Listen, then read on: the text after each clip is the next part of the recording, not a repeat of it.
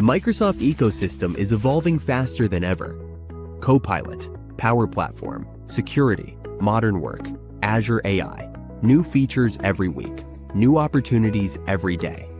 But learning is scattered. Events are expensive, limited, and difficult to access. That changes now. Welcome to M365 Con, the world's largest online Microsoft 365 convention.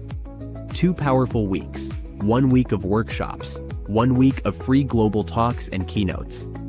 Build your own learning path with expert-led workshops.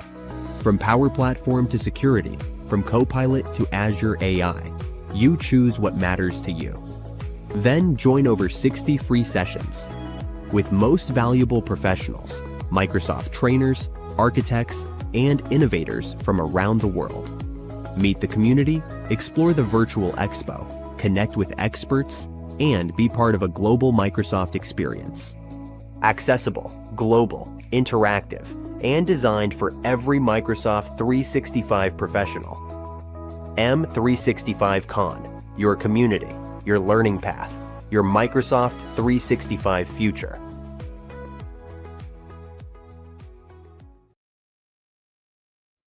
Hello, good morning and a warm welcome to the M365 Con. Today, on our last day on the Azure and Entra stage. Sorry, Azure AI is the topic today. One of the topics. So welcome, Kim Berg, with a keynote, navigating the Azure AI seas. The stage is yours. Thank you. Yeah, good morning, afternoon, or whatever time it is all around the world where you are. I'm super thrilled to be here today on the last day of the M365 Con. And today I will be talking about something that is not just shaping our industry, it's really redefining it. And it's going to be about Azure AI. So I'm calling this session Navigating the Azure AI Seas, because let's face it, the AI landscape today is vast, dynamic, and sometimes a little bit overwhelming. But with the right tools and compass, we can chart a course that's not only exciting, but deeply impactful as well. Some of the parts I will be covering today and going through is something that is covered in our latest report. So it is like the top tech trends of 2026. So my role, I work as the CTO for Data and AI for Society Sweden, which is part of the Capgemini Group. So this research and report is done by our research institute. And it covers the latest trends, what we think is going to trend in 2026. But before we get into that, a little bit more, who am I then? Well, on my spare time, I really love to dance and do all sorts of outdoors activities. So I do dance practices 4 times a week. I live in Sweden, so a lot of hiking, fishing, that sort of thing. And I do it in the winter, as you can see in the picture as well. So I camp out, even though it's like 15 degrees minus Celsius. I still do it because I love it. The nature is so beautiful here in Sweden. I have a little bit over, it's getting close to 1.5 decades in the tech industry now, with about 1 decade focusing on cloud and Azure then specifically. So I was quite early on the adoption of going into Azure. Outside of that, I do quite a lot of public speaking, just such as this. Usually travel around to different kinds of conferences all over the world. And also I contribute quite a lot to open source. And because of these last 2 things, I am a Microsoft Most Valuable Professional, so MVP as it's called. And I do have it in 2 different kinds of categories. So it's both within AI and also within IoT. So I'm a dual category MVP. Yes, but let's get started a little bit. So to start it off, we are here now in 2026. And in our report, this is what we're calling the Year of Truth for AI. Why do we do that? Well, because after years of experimentation, pilots, and hype, AI is now expected to deliver real value. So yeah, you want measurable business value. It's no longer about like the flashy demos and innovation theater. It's about embedding intelligence into the very fabric of our operations. So our products, our customer experience, all of it. And the numbers really do back it up.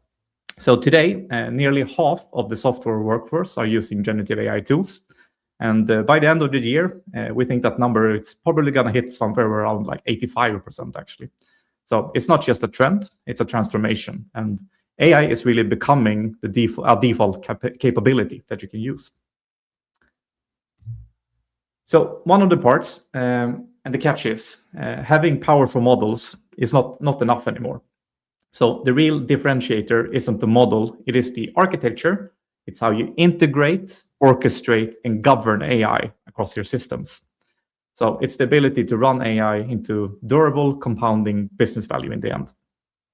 And that's why today's session is focused on showcasing you how some of the Azure AI helps you to do exactly that. So we'll explore the full ocean of services, all the way from Azure AI Foundry, or Microsoft Foundry as it's called now, and the different kinds of Foundry tools you have within there.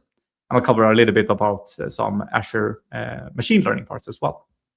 And we'll see how these tools comes in together to solve real-world problems in the end. So one of the most exciting shifts we're seeing is the move from isolated AI tools to what we're calling production-grade agentic systems. So think of it like this. Instead of having a single chatbot or model doing one thing, you now have orchestrated teams of AI agents.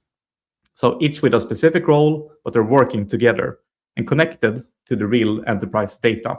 And of course, governed by clear rules. And Azure AI service and the Azure AI agent service specifically is built for this. So it lets you combine generative models with tools and data access. So AI agents actually can take action, not just answer questions. And as AI takes on more responsibility, of course, then we need to trust it. That's why observability and governance are non-negotiable. So we noted that companies are now building internal AI value offices, which dedicates teams to monitor the model behavior, track ROI, and ensure reliability. And actually, Azure is ahead of the curve here. So with tools like Azure Monitor for AI, you have content safety and the full Foundry observability stack. So because also in the end, navigating the AICs isn't just about speed, it's about safety, trust, and control. So on the journey ahead, the AICs are vast, but the trends are clear. We're moving from pilots to production, from isolated tools to orchestrated systems, and from hype to impact. And as we explore the Azure AICs today, it's worth anchoring ourselves a little bit into the Microsoft's broader vision for AI. So Microsoft sees AI not as the layer at the end, so you just don't add it at the end, but it is a foundational shift. So it's going to be embedded in every layer of the tech stack, and their mission is to empower every person and every organization on the planet to achieve more. And in 2026, that means AI is everywhere, which I think you have noticed. So it's in how we work, how we build, and how we govern. So all the way from copilots in Microsoft 365 to custom agents built with Azure AI. And Microsoft is really leading the way in making AI accessible, secure, and enterprise ready. So with exclusive access to some of the OpenAI's most advanced models, you have a full stack AI platform in Azure and a deep commitment to responsible AI. Microsoft is helping organizations move from experimentation to impact, at the same time with trust, scale, and speed. So as we continue our journey today, think of AI not just as a toolkit, but as a ship, the compass, and the map for navigating your own AI transformations. And getting started then into how it actually looks when you're building things with AI. So how does the development fundamentals look like? Well, usually you need access to the best kind of frontier and open source models for your use case specifically. And in some cases, the models out of the box might not give you the exact result that you need. So you need the ability to customize or fine-tune those models for your needs. And of course, then you need to, you need to connect your AI apps or agents to different knowledge. So contextualize the response. And also, then you need to orchestrate multi-agent systems with support of interoperability and open frameworks. And then you need proper content safety and security measures included in every layer of the AI apps and agents. And finally, you need to continuously evaluate your solution through every stage of the AI development lifecycle. And Microsoft's way of doing this, and what we will be mostly looking at today, because this is where like everything is going within Azure AI, is with Microsoft Foundry. So Microsoft Foundry, for you that hasn't seen it before, it's a unified Azure platform, and it's designed to help organizations build, operate, and govern AI applications and multi-agent systems. So it brings together models, tools, agents, monitoring, and governance, and it's in a single enterprise-ready environment for you. So Foundry provides production-grade infrastructure. It streamlines development through a unified portal. It has built-in security and governance, and access to a wide range of different Azure AI capabilities. And that full ecosystem is like this. It's always expanding, so it might not be up to date because it might have changed something yesterday or today. So it updates all the time, and it's so much effort going into this service. But what you can see in the ecosystem, how it looks like, it really connects with what I said in that kind of how you develop it. So it's designed with the best models on the top. You can customize and modify everything within your agent tool chains, both with first-party offerings, and there's a lot of third-party offerings as well. And of course, when you want to set it into production, you can manage it and look at your performance, how it behaves in production. And of course, you need to safeguard it with your trustworthy AI. So it looks that it behaves, and you need to evaluate it all the way through, how it does that. But enough of some slides. I want us to jump in a little bit and look at what it actually looks like within Foundry then. So to start it off, the actual Foundry portal, you can see here. Oh, there we are. So this is how the Foundry portal looks like when you get into it. And I will address the top bar a little bit further when we go along. So you have a new Foundry experience, which I will tell you a little bit about the differences, because there are fundamental differences about the classical experience and the new one as well. So it's a real shift in how it looks like. But to start things off in Microsoft Foundry, here you have the overview page, a little bit about your endpoints and keys and that sort of thing. So your product details pretty much. But if we scroll down a little bit, you will see that this aligns with what I told you before. So nail the basics with its steps. And this pretty much aligns exactly with those that continuous development cycle, what it looks like. So first off, you start with defining and exploring. So really, it's about picking the right model and start your experimentation on the specific use case you're looking at. After that, build and customize. So you start building out your solution, adding in tools, doing different kinds of things, maybe fine-tuning the model if needed, tweaking it all the way, doing it like that. And of course, when you want to be able to make it production ready, you need to observe and optimize it. So you can look at how it actually performs and see that it does what you want it to do. And in the end, protect and govern. So evaluate the quality and safety of what you're building. Look at different kinds of guardrails. You can set risks and that sort of thing, and establish your governance, of course, as well. And on the left pane, you can see that it also follows that exact same way of thinking. So from top to bottom, it goes from left to right the same way. So you can see the top here. It's all about the define and explore. First off, we have our model catalog. And this is where you can browse and look at all the different kinds of models that are available. It differs depending on what kind of region you're in and what kind of setup you have. So in my setup, I have it in Sweden Central.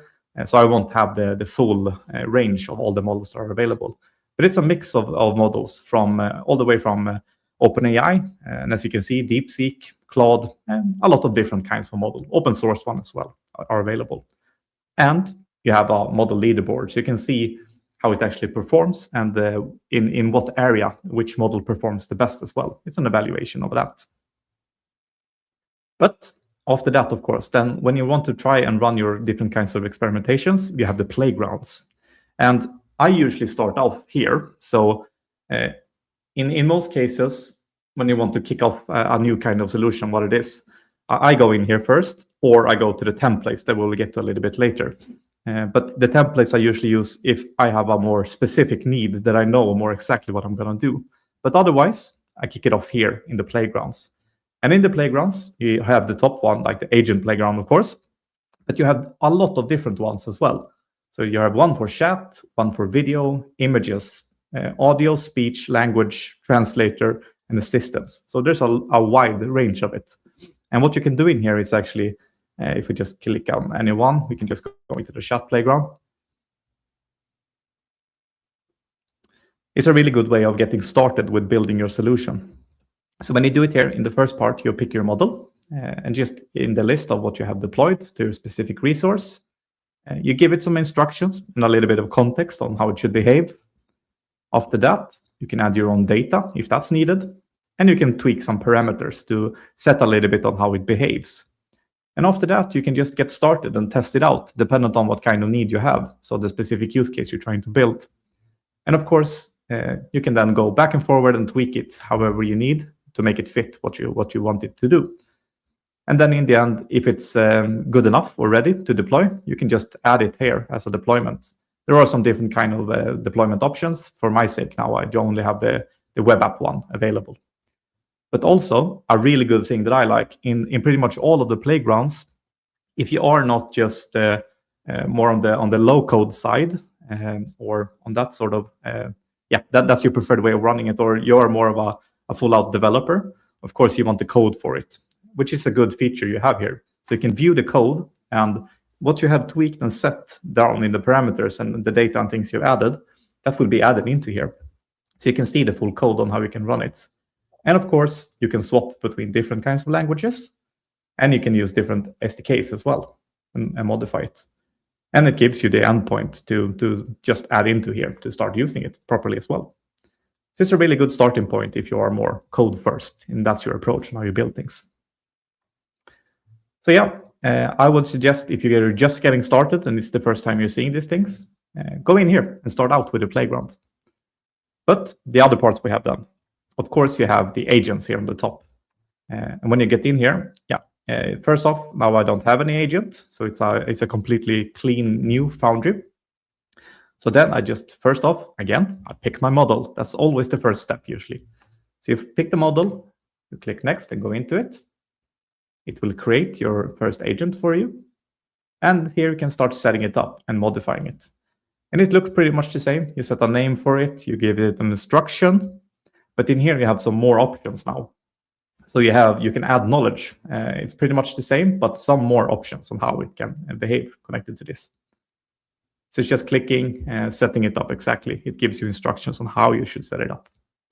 But of course, now we have actions as well, because that's what differentiates most of the cases, what people see. When does it actually become an agent then? Yeah, well, when it can actually do things. So when it can perform different kinds of actions. So the options you have out of the box here, you have a code interpreter and some specific tools that you have available.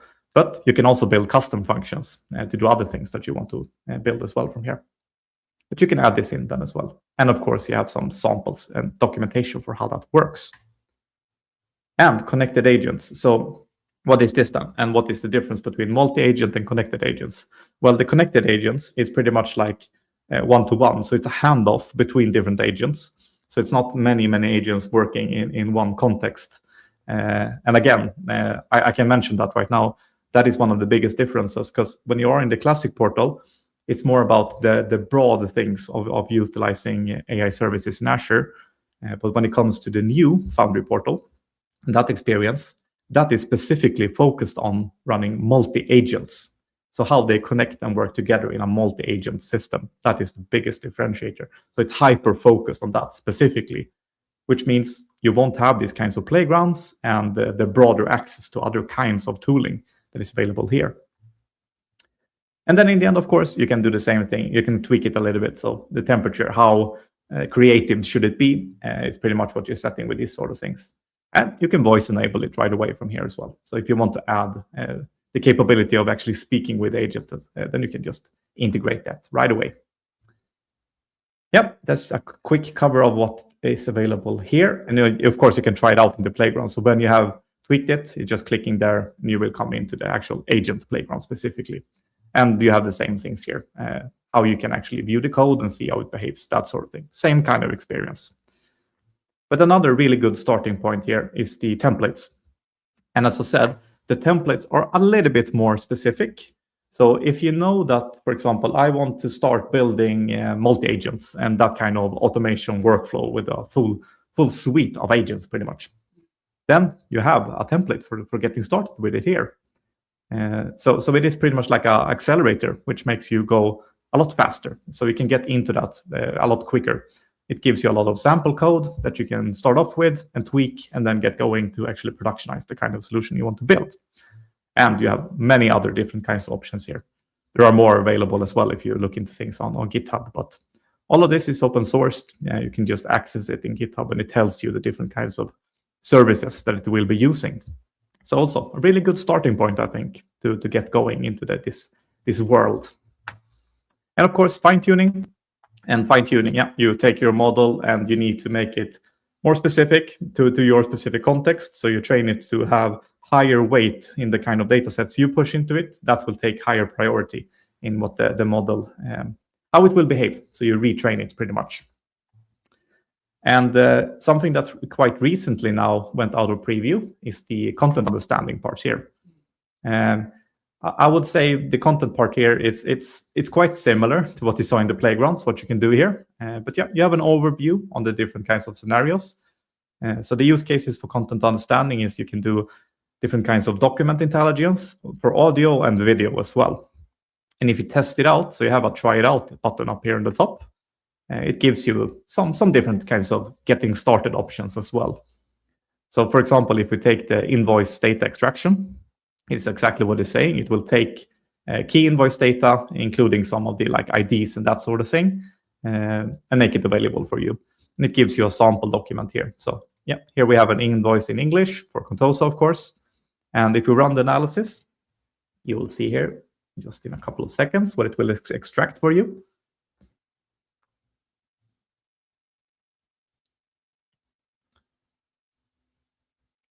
And when it's done analyzing, you see here, it extracted out these kinds of fields, and you can see where it is in the document and that sort of thing as well. So yeah, a really good starting point. And if you want to customize it, you can do it here. Not only that, if you want to build some kind of custom task connected to content understanding, you have that available here. So you can get started and build your own thing. And it gives you different kinds of, it explains what kinds of use cases it could be for these things. So you have some different modes, just a little bit of a different cost on the different things you're picking. So pro mode is, yeah, you can do cross-file analysis. This is more if you want it on a single file.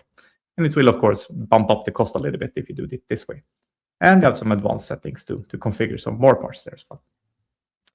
But that's really nice.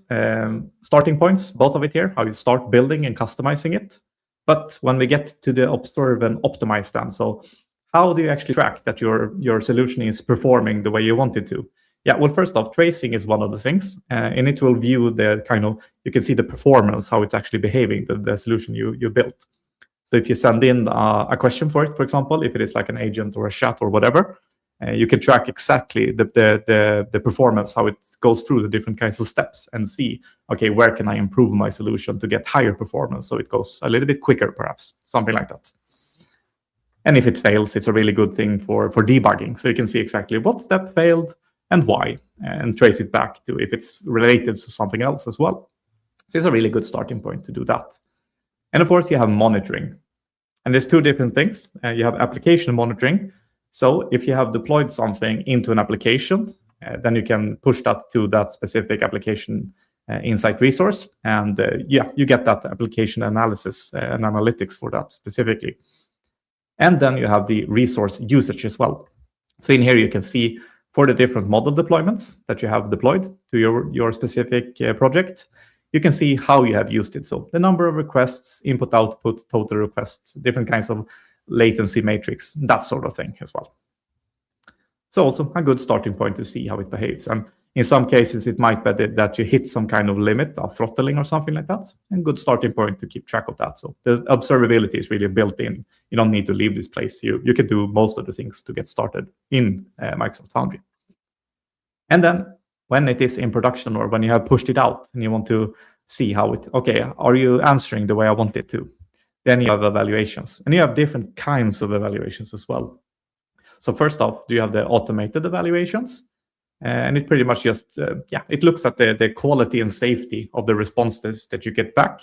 And and you can just tweak it and say how you want it to behave, and of course modify it, do a new deployment and see, does it perform better now?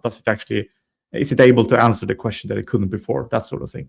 It's a good way of evaluating how it actually answers and how it does things. And you have something called AI red teaming. So it's like a scan, and it checks your agent or your model or application, and it will see that do I have any vulnerabilities or some sort of safety issue with the things I have deployed, of course. A really good way also of like stress testing and testing out your application or model or the thing that you're building. And the evaluator library, it's the full list of pre-existing evaluators that you have. So for example, this one, like violent content, it will look if you have some sort of violent things within the either the question or the answer or everything that goes through the model or application or whatever you have built. So you have a wide list of this in this evaluator library. And another important part, you have the guardrails and control. So the guardrails and control, like content filters. So what are you not allowed to answer on? You can tweak it a little bit. For example, the one that I said there, the violence. If it comes to, let's take the police, for example.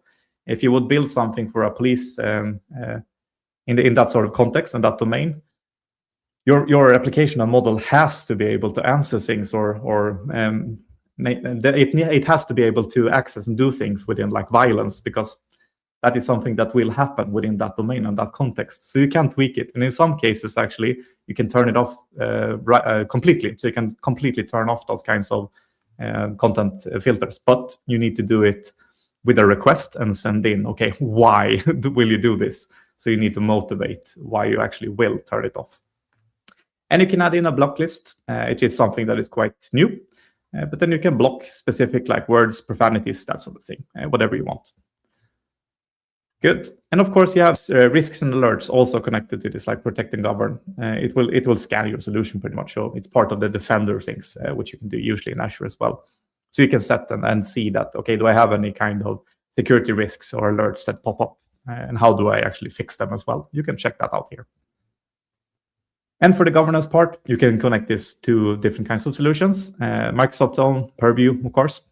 You can connect it to that and manage the full compliance of how your solution is behaving. And then some other kinds of solutions that are available as well. So connect it with different things in Entra and some third-party different kinds of things as well. And you have some assets in the bottom here. So if you have ingested or indexed some data and your models, that can be found in the bottom. But let's jump over quickly then to the new portal. I won't show you as detailed as I did here by it right now, but you will see that it differs quite a lot. So if you do this, swap it over to new Foundry instead, you will see here that it looks really different. You won't recognize it as the same sort of thing. And also the focus on it is completely different as well. So this is just the overview homepage, but how we navigate it now is up here on the right instead. So you have no left pane when you go into the home parts. But coding, quick starts, you can do some like how you get started things here as well. You have some docs, GitHub connected things. There's a Discord available for this. Join it if you're interested.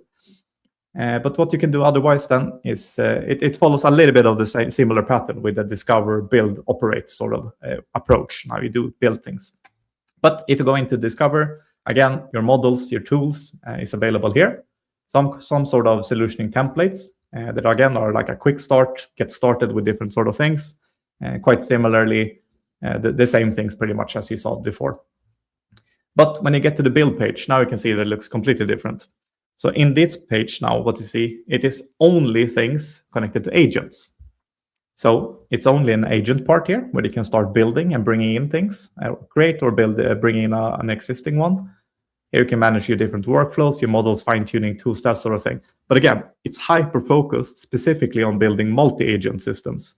You don't have that sort of chat experience or content understanding that we looked at a little bit more, or the broader sort of sense of Azure AI services. It's not available here. So it's laser focused on multi-agent, building multi-agents. But the sort of workflow is the same other than that.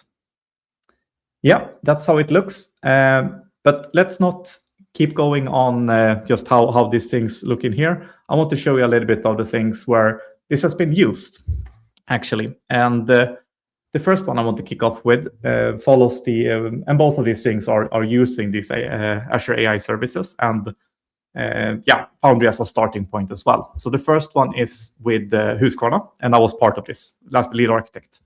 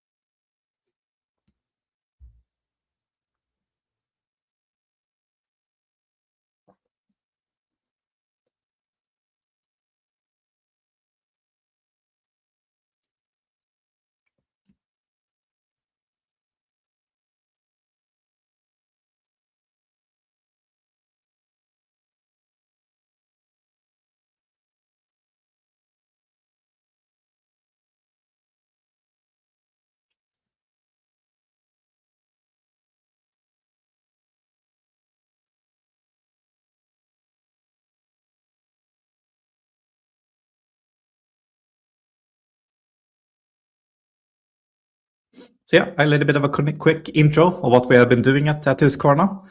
And I want to cover specifically one of the things that was mentioned there was something, if you saw it, called Factory Companion. I saw some things in the chat about not hearing audio. I will try to enable it for the next one if possible, because I have one more after this. But to cover that part that I mentioned about Factory Companion specifically then. So what is that? And what is the problem scenario that we're talking about? So specifically for Factory Companion, they have the problem of troubleshooting their machinery is really, really complex. And it's due to multiple things. There is a lot of different domains where it can be problematic in, and it can be so many different causes of why something is problematic. So, for example, if you have an ongoing stop, so the machine won't continue its operation, it can be multiple different things. It could be something mechanical, so if something is actually physically bent or something in the machine, something in the PLC programming, an IT application, some kind of service communication being down, database, whatever. It can be a multitude of things. And how that was troubleshooted before we came to this solution, there were documentation, so much documentation. And the problem with this is that it was spread across so many different multiple places as well. So for example, you had one system for the maintenance logs. You have one system for the IT incidents, one part where you stored, or many different parts where you store the machine documentation and troubleshooting guides. Both that it was scattered around on different file stores, that sort of thing, but also you had the machine documentation and troubleshooting guides in some cases just in physical folders next to the machine. If you have been out to some factories, you probably recognize that how it looks in many cases. But what we wanted to do then, we wanted to leverage generative AI on top of all of this data and provide one single interface to access all of that data, to be able to troubleshoot a lot quicker, of course. And that is pretty much exactly what we did. So we built the Factory Companion, and it looks simple, as you can see, which is exactly what they wanted out in the factory. So the operators, we built it, how they wanted it to look like. So if you're out in a factory and you're aware of how it looks there, it's usually quite dirty. You have a lot of big gloves and that sort of thing on, or equipment. So you want something that is clean and easy to use. And in this case then, if you just ask a question on it, so how do I switch the pellet in a specific machine, in a specific kind of process, it will give you the answer step by step, exactly how you do it. But if you don't know, then in the top there, hold the button. Which button am I talking about? Then you can actually go into the document where it found it, and it will anchor and see exactly where that is. And if you have pictures, for example, as it is in this example in the PDFs, which is their most common way of documenting it, you can see, it was this button specifically, then I know for the step one. So it's a little bit of connecting it to the documentation and finding things easier in that documentation as well. But again, this is just giving you it from one specific source. How about if you're asking a little bit more of a broader question, or you want answers from multiple different sources?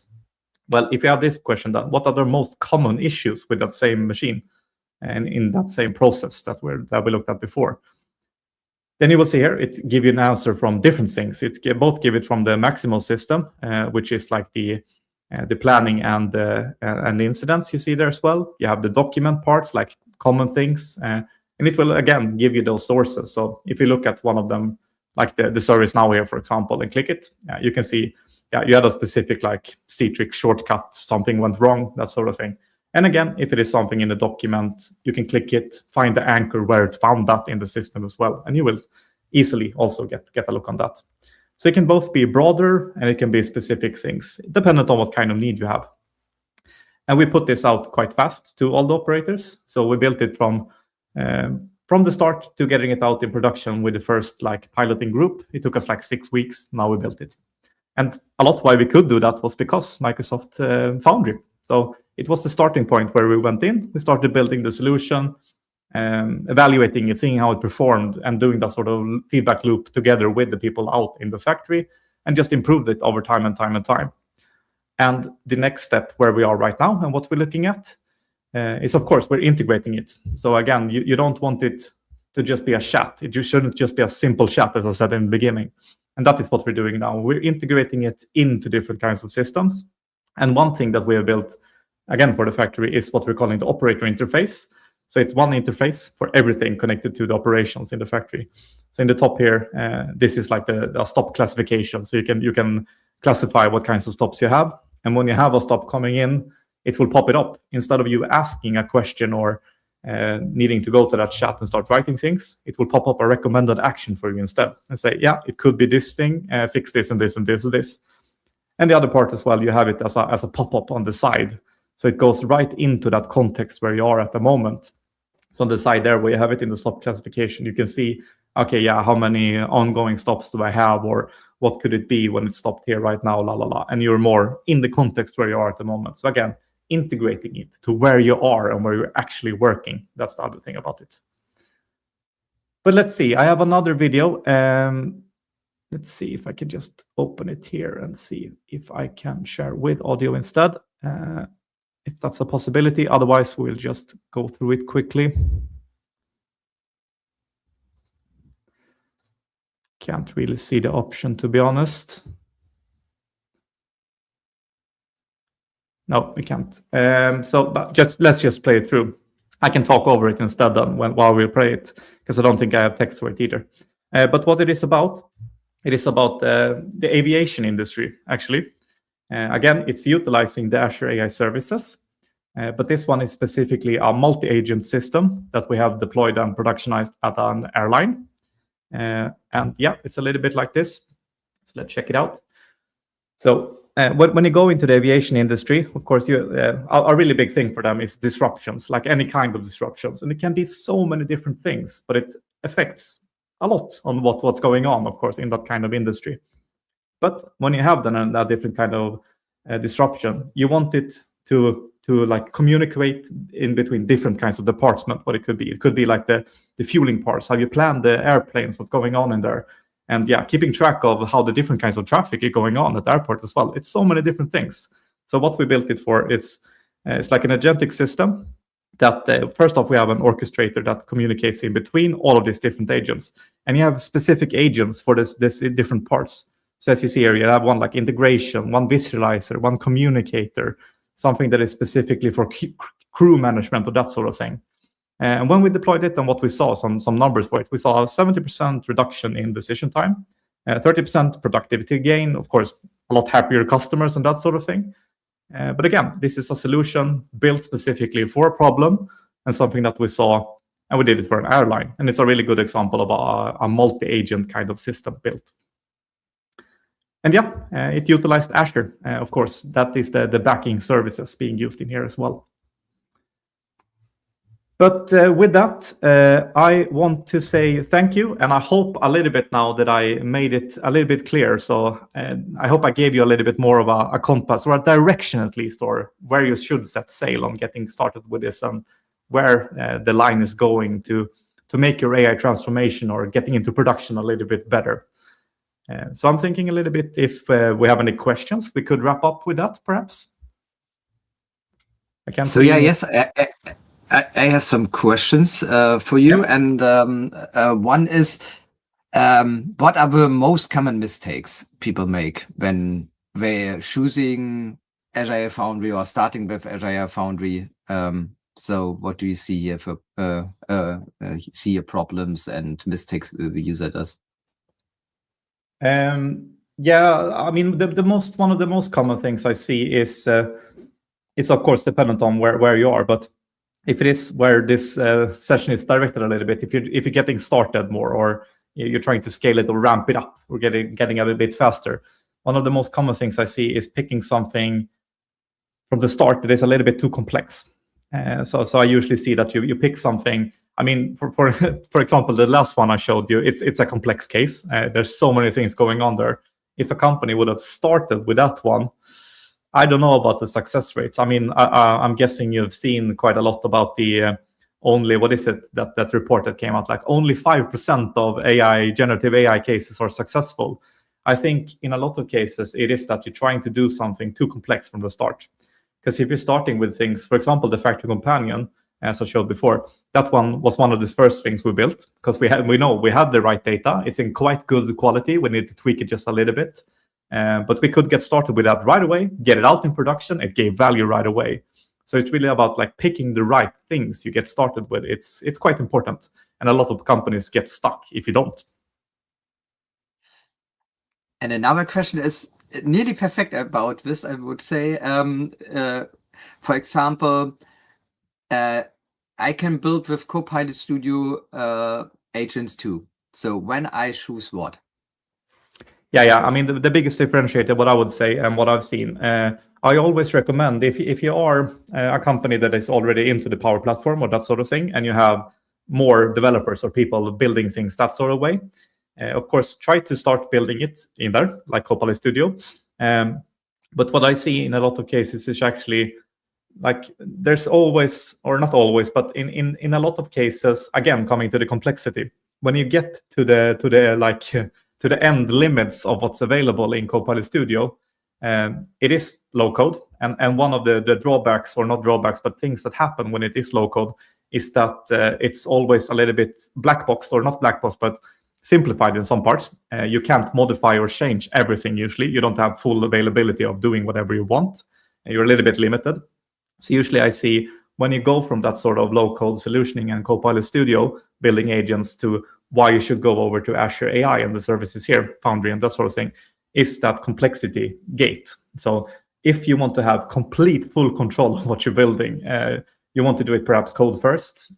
You want to make it easier to scale over, like if you have the context again of the first thing with factories, if you wanted to scale over all the factories, and it will different cases everywhere, and you need to tweak it a lot, I would prefer going Azure AI services instead. So yeah, that kind of how much do you actually need to modify, and what sort of how much are you able to modify with what you're building? I think that is one of the limiting factors. And to the end, I would say one pain question is, so it's I totally understand that it's easy to start. So, but so if I work with, I would say, critical data, you need to build an application lifecycle management system. How easy or how complex is this to integrate with Azure AI Foundry? Yeah, I mean, it's super simple. And why I think it's super simple as well. Everything that I showed you as well, and a reason why I showed you a little bit about the code parts as well, is that when you want to integrate it into your existing application management or how you're building things, you can pretty much see as all the different components that I showed you are accessible through APIs. So it's super simple to integrate it into existing things. Also, not only how you actually build it and how you customize and do that sort of thing, the governance, the evaluation, all of that, everything is available through APIs. So you can do it like code-based and integrate it into your already existing flow on what you're doing. So if you already have that, like the full CI/CD, how you manage your life cycle of applications, super simple to integrate it. You will just do it pretty much the same. There's of course some differentiators, it always is, but the biggest part is like you need to do some more, evaluate your data and just evaluate how the things perform, and that sort of security is a little bit different. But other than that, integrate it in what we already have. So thank you. I think this was a great keynote session, really good opener for the day. I want to thank you. I hope you see us again this year or the next.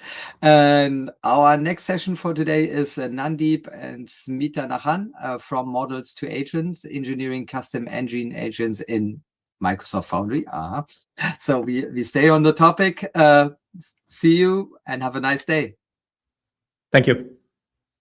Bye-bye.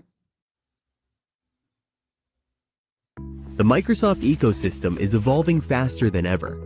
Copilot, Power Platform, security, modern work, Azure AI, new features every week, new opportunities every day. But learning is scattered. Events are expensive, limited, and difficult to access. That changes now. Welcome to M365 Con, the world's largest online Microsoft 365 convention. 2 powerful weeks, 1 week of workshops, 1 week of free global talks and keynotes. Build your own learning path with expert-led workshops. From Power Platform to security, from Copilot to Azure AI, you choose what matters to you. Then join over 60 free sessions with most valuable professionals, Microsoft trainers, architects, and innovators from around the world. Meet the community, explore the virtual expo, connect with experts, and be part of a global Microsoft experience. Accessible, global, interactive, and designed for every Microsoft 365 professional. M365 Con, your community, your learning path, your Microsoft 365 future. Are you tired of missing out on the latest Microsoft innovations that could entirely revolutionize your business operations and workflow completely now and forever? Imagine having daily insights from industry experts at your fingertips every single day, receiving actionable advice that transforms your professional landscape significantly with each new revelation daily. Our M365.fm podcast brings you engaging, insightful conversations with dynamic leaders shaping the future through innovative technologies and groundbreaking ideas that transform industries.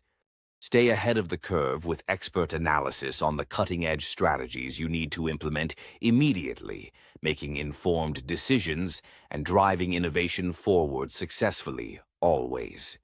From IT pros to C-level executives, our podcast has got you covered with actionable advice daily. Tune in now to discover forward-thinking, revolutionary ideas that are transforming businesses like yours right now with innovative strategies and fresh perspectives. You get the exclusive inside scoop on Microsoft's latest technological developments and strategic moves, straight from the company's top experts and industry thought leaders daily. Our engaging discussions make complex tech topics simple, accessible, and highly actionable. You'll be the first to know about groundbreaking, game-changing technological advancements that significantly impact your role and transform your professional landscape completely every time. Each episode is packed with practical insights to boost your professional growth instantly. Don't just keep up. Stay ahead consistently with the knowledge and insights that set you apart creatively from the competition and others in your field, always effectively. Our M365.fm podcast is your essential key to unlocking the full potential of Microsoft's comprehensive suite of productivity tools and services effectively every day. Join a vibrant community of forward thinkers who are actively shaping the future of innovative tech and sustainable business models now and beyond regularly. You'll gain confidence in your decisions daily, backed by expert opinions and valuable insights, fostering personal growth and trust in your judgment naturally over time, with each careful consideration. Expect seamless integration of the latest tech trends into your workflow and overall business strategy, enhancing productivity and driving innovation through cutting-edge solutions and expert guidance daily. Every episode is a step towards becoming a more effective, informed, and confident leader in your chosen professional field by enhancing your skills and expertise gradually, over time naturally. Make the most of Microsoft's innovations today. Subscribe to M365.fm now and lead the way to a more productive future with innovative tools and collaborative solutions instantly. Listen now and transform your approach to tech and business with M365.fm. Your ultimate growth starts here today with expert insights and innovative solutions immediately. Welcome to Power Bros Knowledge, where Power Platform meets pure innovation. Your business runs on chaos, approvals lost, data scattered, time wasted. We know that pain. Now imagine automating everything, faster, smarter, and built for impact. That's where Power Bros come in, architects of digital change. We don't talk trends, we build results. Our Knowledge Hub turns expertise into action, real tutorials, real automation, real impact. Whether it's Power Apps, Automate, Logic Apps, or Entra, we make it work together, smarter. Join the Power Bros movement. 30,000 professionals learning, building, and sharing every day. Ready to transform your workflows? Book us now, and let's build something legendary together.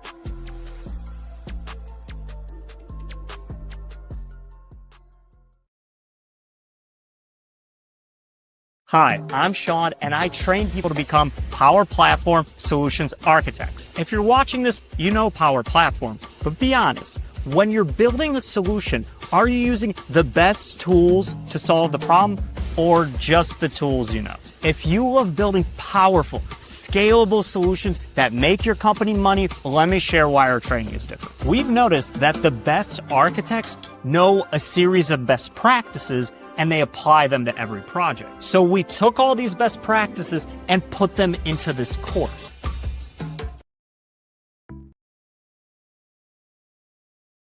The Microsoft ecosystem is evolving faster than ever. Copilot, Power Platform, security, modern work, Azure AI, new features every week, new opportunities every day. But learning is scattered. Events are expensive, limited, and difficult to access. That changes now. Welcome to M365 Con, the world's largest online Microsoft 365 convention. 2 powerful weeks. 1 week of workshops, 1 week of free global talks and keynotes. Build your own learning path with expert-led workshops. From Power Platform to security, from Copilot to Azure AI, you choose what matters to you. Then join over 60 free sessions with most valuable professionals, Microsoft trainers, architects, and innovators from around the world.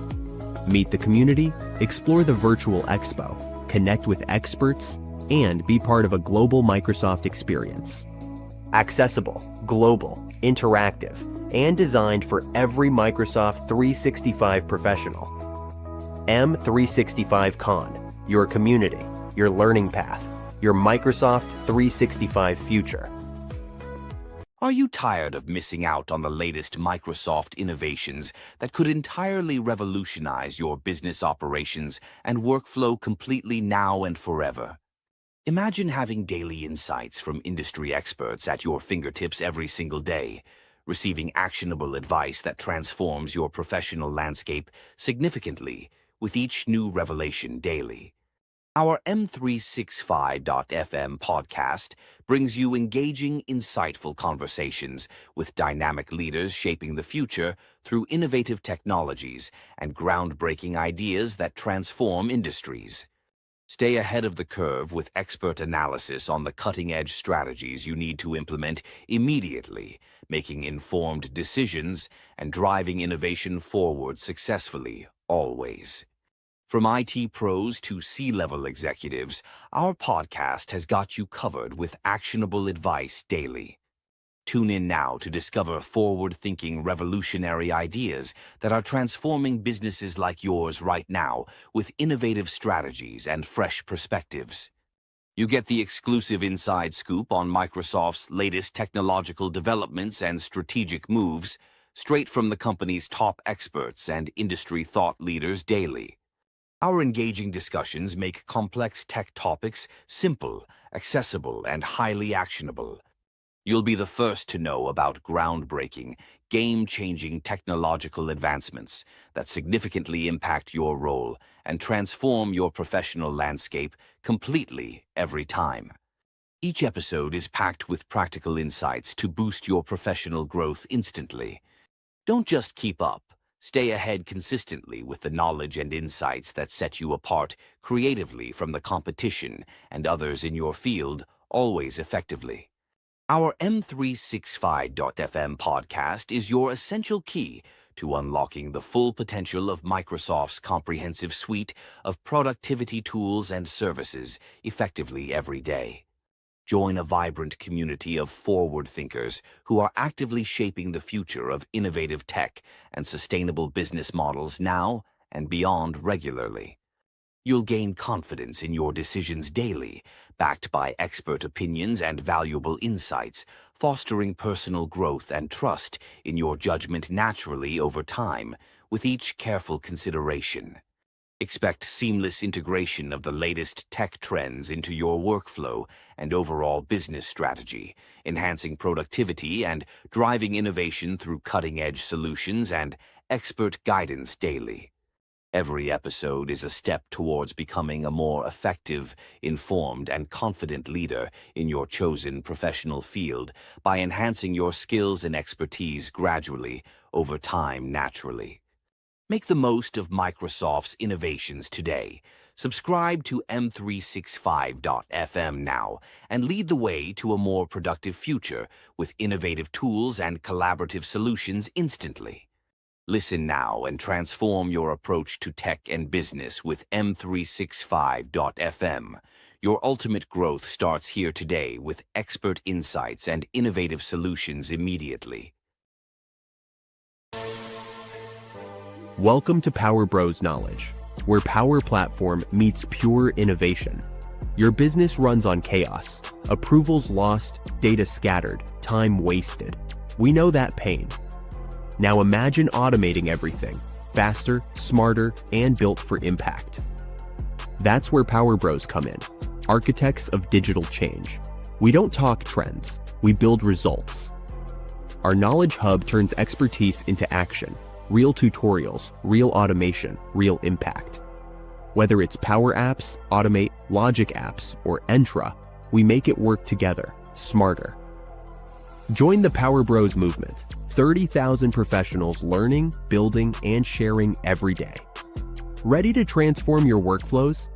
Book us now, and let's build something legendary together.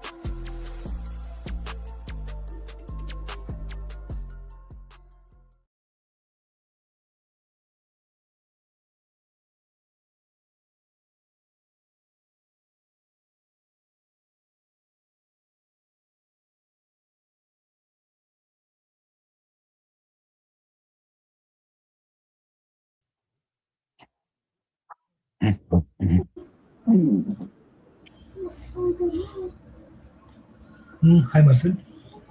Good morning. Hi. Okay. Hello, good morning. Good morning. Hopefully, you're able to hear me all okay. See me as well. We hear you good. Okay. Do you want me to share the screen, or I should do it a bit later? Yeah, you could share your screen here. Oh, So I make a short introduction, and when you can share your screen. sure. Better just to check like screen sharing works or not. I will share it for a moment. Then probably you can take over. So if you have bad bandwidth, you can make your camera resolution settings on 480p or 360p. It's if you click on the wheel and then on camera. So there's a camera resolution. Right. This would helps. Okay. So if you have not so much Okay, so bandwidth. okay. So should I make it full HD? Is it better now? Yeah, the Is it wheel and uh, camera resolution. camera resolution? Yeah, camera resolution. I have set it to full high definition. Yeah, so it's better you set it on 480p. Oh, yeah, 1080p. Yeah, correct. Yeah, So it is 480p. 480. uh, 480. Oh, sorry, 480. Okay, got it. So hello and a warm welcome to our M365 Con. We are back here on the Azure and Entra stage with Nanddeep and Smita Nachan. A warm welcome to you. The topic of today is from models to agents, engineering custom engine agents in Microsoft Foundry. You could start, but I wait a minute, so if works everything fine here for you. Yeah, looks good. Okay, good to start. All right. Okay, so hello everyone. Welcome and thank you for joining us today.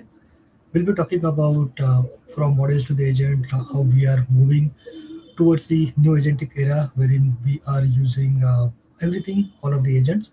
So I know the topic of this agent, or sorry, topic of this session looks very long, but we are going to keep it very simple, very interesting, showing you practical things like how the agents work. So I know it is the topic talks about Microsoft Foundry, but we are going to talk about everything that can help you for having your agents created. All right, so this is what we are going to do today. And before we start the session, quick introduction. Myself, Nanddeep. I'm Microsoft MVP as well as Microsoft Certified Trainer. Author of these three books, including SharePoint Framework, SharePoint Hybrid, and Viva Connections. I'm from Pune, and then on to the right hand side, here are a few of my social media handles. So, if in case you want to have any further discussion, please feel free to get in touch with me either on LinkedIn, Twitter, X, or maybe onto my blogs or YouTube channel. And again, I'm author of this Udemy course that you can see at the bottom of the screen. All right, so that is about me, and with me today is Smita. Hello, all. Myself Smita. I'm from Pune, India. I'm having total 17 years of experience in Microsoft technology. I'm an author of these two books, and these are some of my social handlers by which you can get in touch with me. All right, so let's see like what we are going to cover today. So today, means we will, as I said, we will be keeping it very interesting, very basic. So we will understand what is meant by agents. Also, we will understand the agent architecture. So how when we are creating our agents, it is pretty much essential that we should understand the architecture of the agent and in which areas that we should work on so that we can be able to create some good agents. After that, we will move on to the topic of today, which is Microsoft Foundry, like how you what is meant by Microsoft Foundry, how you can create your own Microsoft Foundry, how you can create projects in that, and then again how you can create your agents using Microsoft Foundry. Again, nowadays we have moved very forward. Like we are not just satisfied with having one agent, but we are into the era wherein we do have multiple agents who wants to talk to each other, get the things performed. So again, we'll be showing a quick small demo of like how you can have that multi-agent orchestration done as well. And again, we will be looking at some custom engine agents as well, like how you can build them yourself. And then lastly, we'll be discussing about the Microsoft Entra Agent ID, which is again a new capability, still in preview, but very powerful capability, which will help you to see, monitor, govern all of the agents that you are creating with Microsoft Foundry as well as with Copilot Studio. Okay, so that is the agenda that we have got today. So let's get started with how this app development has been evolved. So before we dive into the Microsoft Agent Framework, let's take a step back and look at how the way we build the apps has changed. So the traditionally our apps were deterministic, so everything worked based on the rules and the code that we explicitly wrote. So if we wanted a future, we built it line by line, and when we tested the app, we expected the same input to always produce the same output. So, but now with built-in apps, things works very differently. So these apps are probabilistics. Instead of writing a long pieces of logic, we guide the system using the prompts. So now instead of building every feature ourselves, we create the agents that can understand what we want, break down tasks, call the tools, and perform the actions on their own. And even testing has changed. So we don't just check if the code runs, we evaluate how the agent behaves in a different situations. So in a simple words, earlier we used to write the instructions, now we write the intentions. So earlier we build the features, so now we build the agents. And this shift is what makes intelligence apps so powerful today. So now let's just zoom in into these features. The software development is changing as we move from the traditional modern apps to intelligent AI powered apps. So the way we think, design and build the solutions is shifting because the AI brings the new capabilities and new ways of working. So when it's come to the modern apps, how we used to build most software. So the modern apps follow a deterministic approach, meaning everything behaves exactly as we program it. So if we write a piece of code, the output is always predictable. And when it's come to the deterministics, the systems follows the strict rules, the same input, same output every time. When it's come to the writing the code, we spend most of our time writing the functions, logic, and conditions. So developers manually create every feature. And when it's come to the building the features, so the every capability must be explicitly coded. So if user needs something new, we build it ourselves step by steps. And for the testing, we test to make sure our code behaves exactly the way we expect. So the testing focuses on accuracy and predictability. And when it's come to the intelligence apps, that is how AI powered apps are built today. So the intelligent apps works in a probabilistic way. So they give us the most likely answer, not a fix, and a guaranteed answer also. So when we talk about the probabilistics, so the AI models predict and generate the responses based on the patterns. So the same input might not always give the exact same output because the AI adapts based on the context. When it's come to the writing the prompts, so instead of writing the detailed logic, we write the instructions for the AI, and the prompts replace many lines of code with natural language guidance. When it comes to the creating the agent, so instead of building every feature manually, we create the agents that understand the task, break them down, call tools or APIs, and complete the workflows. When it's come to the evaluation part, so the testing AI is different. So we evaluate behavior. So we check if the model behaves correctly in many scenarios and not just whether the code complies or not. So the focus is on the quality, reliability, and outcomes. So in its simple terms, earlier developer wrote every rule themselves. Now, with AI, we guide the system using the prompts and build the agents that can think, plan, and act. So, the modern apps needed the logic, function, fix rules, and the intelligent app needs the prompt, context, evaluation of behavior. So, this shift is transforming how we build the software from writing step by step instructions to creating a smart agents that understand the intent and solve the problems on their own. So, let's see the next part is what are the agents. So, the agents are AI powered programs task by working alongside people or in some cases acting on their behalf. So instead of just answering the questions, the agent can take the actions, follow the steps, and help to complete the real work for an individual or a team or an entire organization as well. So the agents can vary in complexity based on what you need. So at the simple end, you have a retrieval agents that focus on finding the right information such as the documents, emails or the records. So moving further, task-based agents can perform the specific actions like creating the tickets, updating the data, or triggering the workflows. At the advanced end, autonomous agents can reason, make the decisions, and carry out the multi steps processes with minimal human involvement. So, the key idea is that agents are flexible. You can start small with a simple information retrieval and gradually evolve towards more advanced autonomous capabilities as you use the use cases and the confidence grow. Now let's see this agent's architect. So this shows the high level architecture of an agent and how its core building blocks work together. So at the center, it is the orchestrator. So this is the brain of the agent.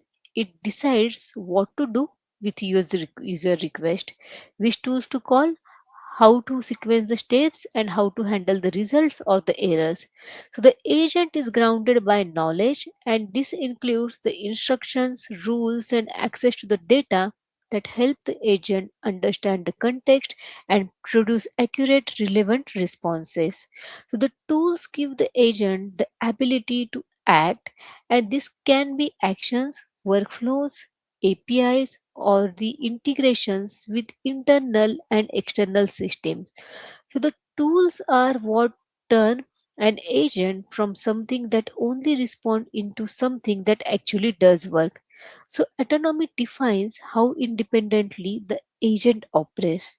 This also includes planning the multi-step task, handling the exceptions, and responding to triggers or events without the constant user input. So all of this is powered by the foundation models, which provide the reasoning and the language understanding capabilities. So on top, publishing and management handle how the agents are deployed, versioned, monitored, and governed. So agent can also connect with other agents, enabling collaboration and the more complex scenarios. So the key takeaway is that an agent is not just a prompt, it's a structured system made up of orchestration, knowledge, tools, models, and all managed and secured as a complete solution. So when we go to the next, you can see this Copilot Studio Lite experience over here. So this diagram explains the no-code architecture behind the Copilot Studio Lite and how the responsibilities are split between you and the platform. So at the core is the orchestrator, which is completely managed by Microsoft. And this component understands the user intent, decides how a request should be handled, and coordinates everything behind the scenes. So you don't configure or write any orchestration logic, it just works. So below that are the foundation models. So the again the fully managed by Microsoft. So these are the large language models that power the understanding, reasoning, and the response generations. So as a user, you don't choose the model or tune the parameters. The platform takes care of that. So where we do have a control is mainly in the two areas of knowledge and the tools.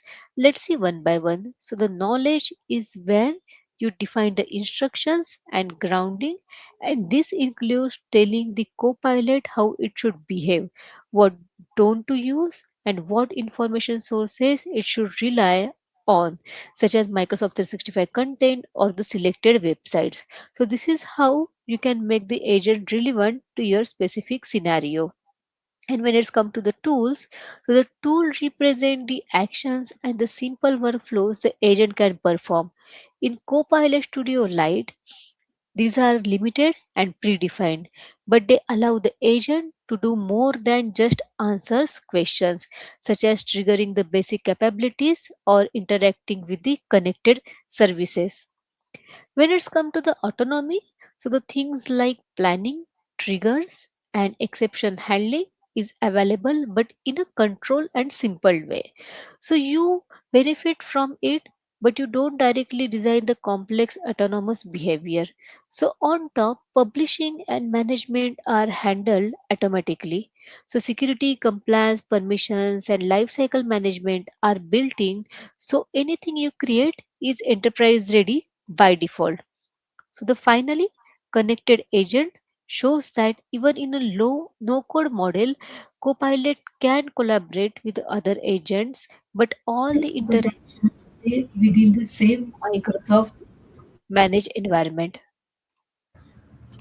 All right, so with that, now let us have a quick demo of how these no-code agents can be built. So right now, I'm onto the Microsoft 365 portal, and this is the chat interface that you have got.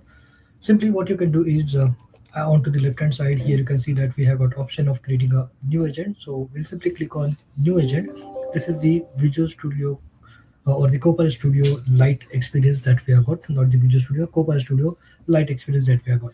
So simply you can click new agent if in case you have a scenario that can be templated. For example, if you're looking out for a meeting coach, learning coach, quiz tutor or anything else, you can simply select that, and then you have your workflow here or your agent here. So let's say for example we select quiz tutor here. We're not going to do it entirely, but as soon as we select that template, it is going to pre-populate everything. And as we have seen into that diagram, these are the only two things where we have the control. So the blocks that you see in blue boxes, these are the only blocks where we have got control. So that means we can specify our knowledge and we can give the tool. Rest of the other things are controlled by Microsoft. Okay, so let me again go back there. So here you can see like as we discussed, we can give the instructions and everything which is our knowledge. And then secondly, we do have access over our tools, our knowledge that we have got here, which tools to use, which knowledge to use, and that's it. Apart from that, we do not have any other control over the orchestration or foundation model or even publishing and management. So that's it. And if you click create on this, it is going to create a um, quiz tutor for you. If in case you just want to test it out here itself, you can start with any of the starter prompt, give it, and then it is going to give you the quiz based on the instructions which are specified, as well as if in case there are any websites which are provided here. Okay, so this is kind of a quiz experience that we got. But only thing we wanted to point out here is like when you are creating the no code kind of an agents with Copilot Studio Lite experience, these are the two boxes where you will have control. Rest of the boxes will be managed by Microsoft.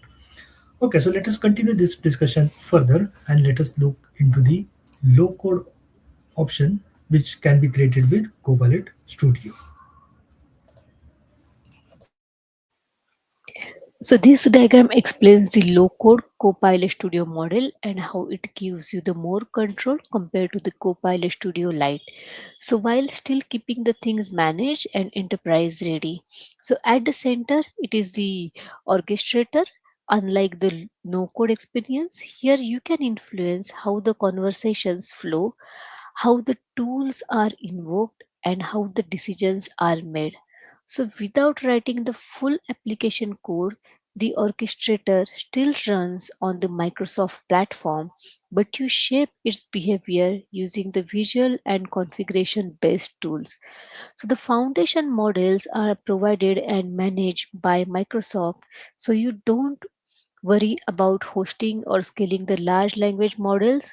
You focus on configuration, not infrastructure. So you get a more richer control over three key areas. So first one is the knowledge, second one is the tool, third one is the autonomy. So let's check all of them one by one. So let's first talk about the knowledge. So you can define the detailed instructions and grounding, and this includes the choosing the multiple data sources, redefining how the content is used, and shaping the agent's behavior for the specific business scenarios. When it's come to the tools, so this is where low code really shines. You can add the actions, workflows, Power Automate flows, API plugins, as well as the integrations with other systems.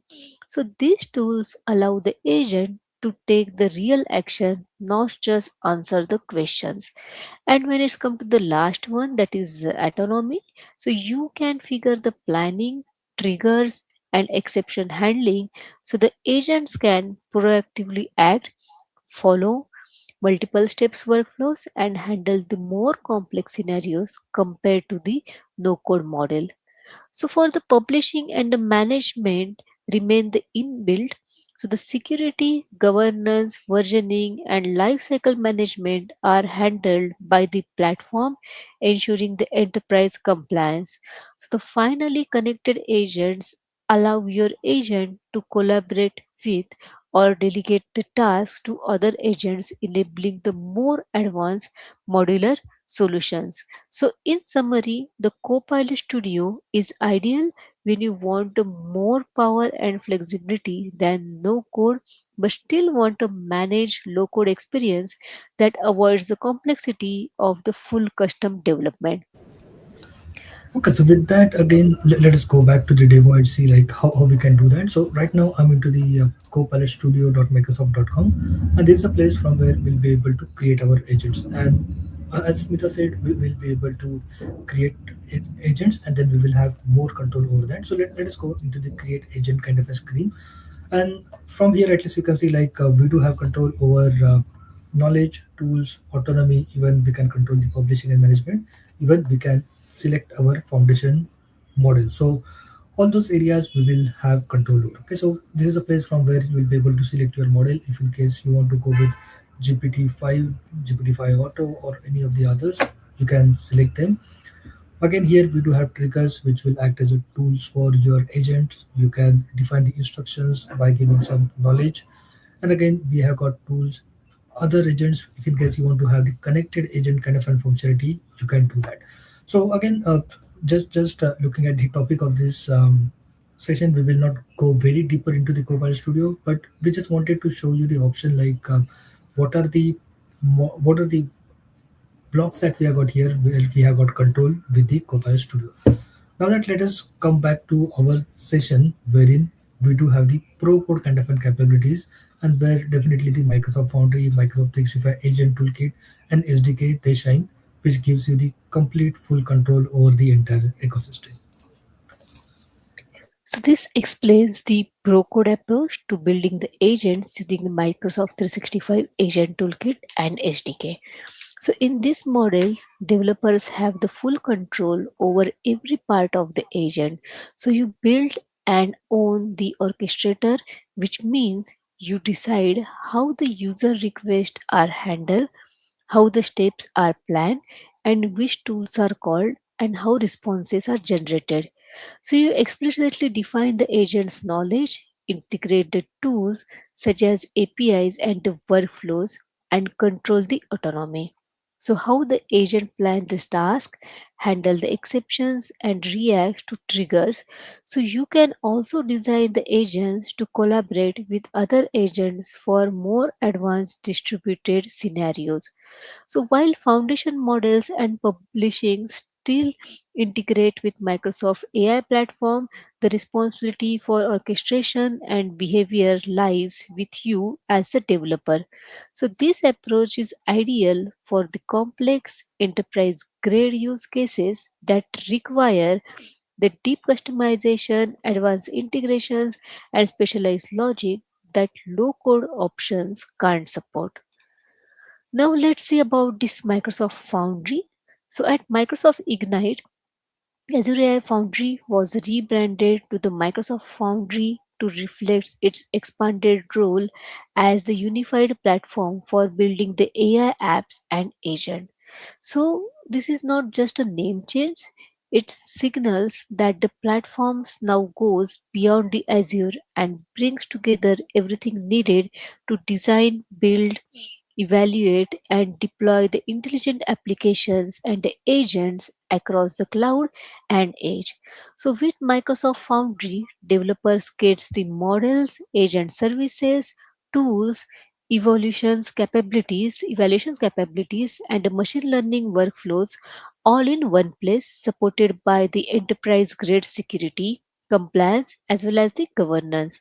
So it's now positions as the core AI apps and agent factory for the entire Microsoft ecosystem. So Microsoft Foundry is a unified platform that gives you the models, tools, and the services to build, run, and manage the intelligent apps and agents securely from the cloud to the edge. So Microsoft Foundry is and how it brings together everything needed to build the AI applications and the agents in one unified platform. So think of a foundry as a factory where you can design, build, run, and manage all your AI powered solutions, whether they run in a cloud or at the edge. So first one we are going to discuss about the models. So this is where all the AI brains lives. So you get the access to powerful language models, vision models, and reasoning models. So these models helps your agents to understand the instructions, generate the responses, summarize the information, make decisions, and many more things. So, in simple terms, the models provide the intelligence behind your agents. When it's come to the agent service, so this is the core engine for creating and running the agents. So it gives you a standard way to define a agent behaviors. So it handles the interactions, tools, memory, as well as the orchestrations. So it lets the agents reason, plan, and execute the task. So to talk for in the simple words again, the agent service is where you actually build and host your agents. Third is the IQ, that is the intelligence quality. So IQ ensures your AI behaves the way you expect. So it helps you to evaluate the outputs from the models and agents. It also measures the quality, safety, accuracy, and reliability. It makes sure the agent perform well before and after the deployment. To put it in a simple words, IQ is the quality check for your AI agents. And the fourth one is the tools, which allows your agents to take the actions. A tool can be an API, a database query, a function, or an external capability. So the agents can use the tool to fetch the data, update the system, perform the calculations, or automate the task. In a simple terms, if we can say the tools give you an agent hands and legs. Let's see one example. Get the customer details from the CRM becomes a tools your agent can call. And fifth one is the machine learning. So this allows you to bring your own ML workflows. So you can train your models, you can deploy the custom machine learning pipelines, you can integrate the ML assets into your agents or the applications. So in a simple terms, the ML capabilities let you customize and extend the intelligence beyond the foundation models. And sixth one is a control panel. So this is the layer that manages everything behind the scenes. So it handles the security, access, deployment, as well as the monitoring. So it ensures all the components, agents, tool models are connected and working smoothly. It provides the governance and operational visibility. So again, to put it in a simple words, the control plane is the command center that keeps the whole system running. And the next one is the cloud to edge. So the platform works across the environments. When it's come to the clouds, where most AI workloads run. So Azure hosted models, agent services, and when it's come to the edge, where you want the low latency, offline or the private workloads, let's say for example local machines, on device, in inference. These are the things. So this means you can run the agents in Azure inside your data center or even on the edge devices. So, in simple words, build once, deploy anywhere. And when it's come to the security, compliance, and the governance, which is the foundation, so everything in Foundry is built on enterprise grade controls. So, data privacy, access controls, audit logs, compliance. So, this makes sure it's suitable for industries like finance, healthcare, and government also. In simple words, Foundry gives you AI with enterprise trust built in. Okay, so with that, let's get into the Microsoft Azure portal and explore this Microsoft Foundry. So to start using the Foundry, like what you can do is you need to have the Microsoft Foundry project created, and at the same time, you will need something called as Azure OpenAI. So You can just simply search for this Azure OpenAI, get your resource created. So this is kind of a resource. Right now it is hosted into the East US region, but again invitation based. So you can create this resource Azure OpenAI, and then again just search for the Microsoft Foundry, and from there you can start creating your hub and then the projects inside of that. So let me just fast forward and get it into any of the project that we have created so far. So this is the Microsoft Foundry portal, wherein at the overview you will get the API key and the Microsoft Foundry project endpoint.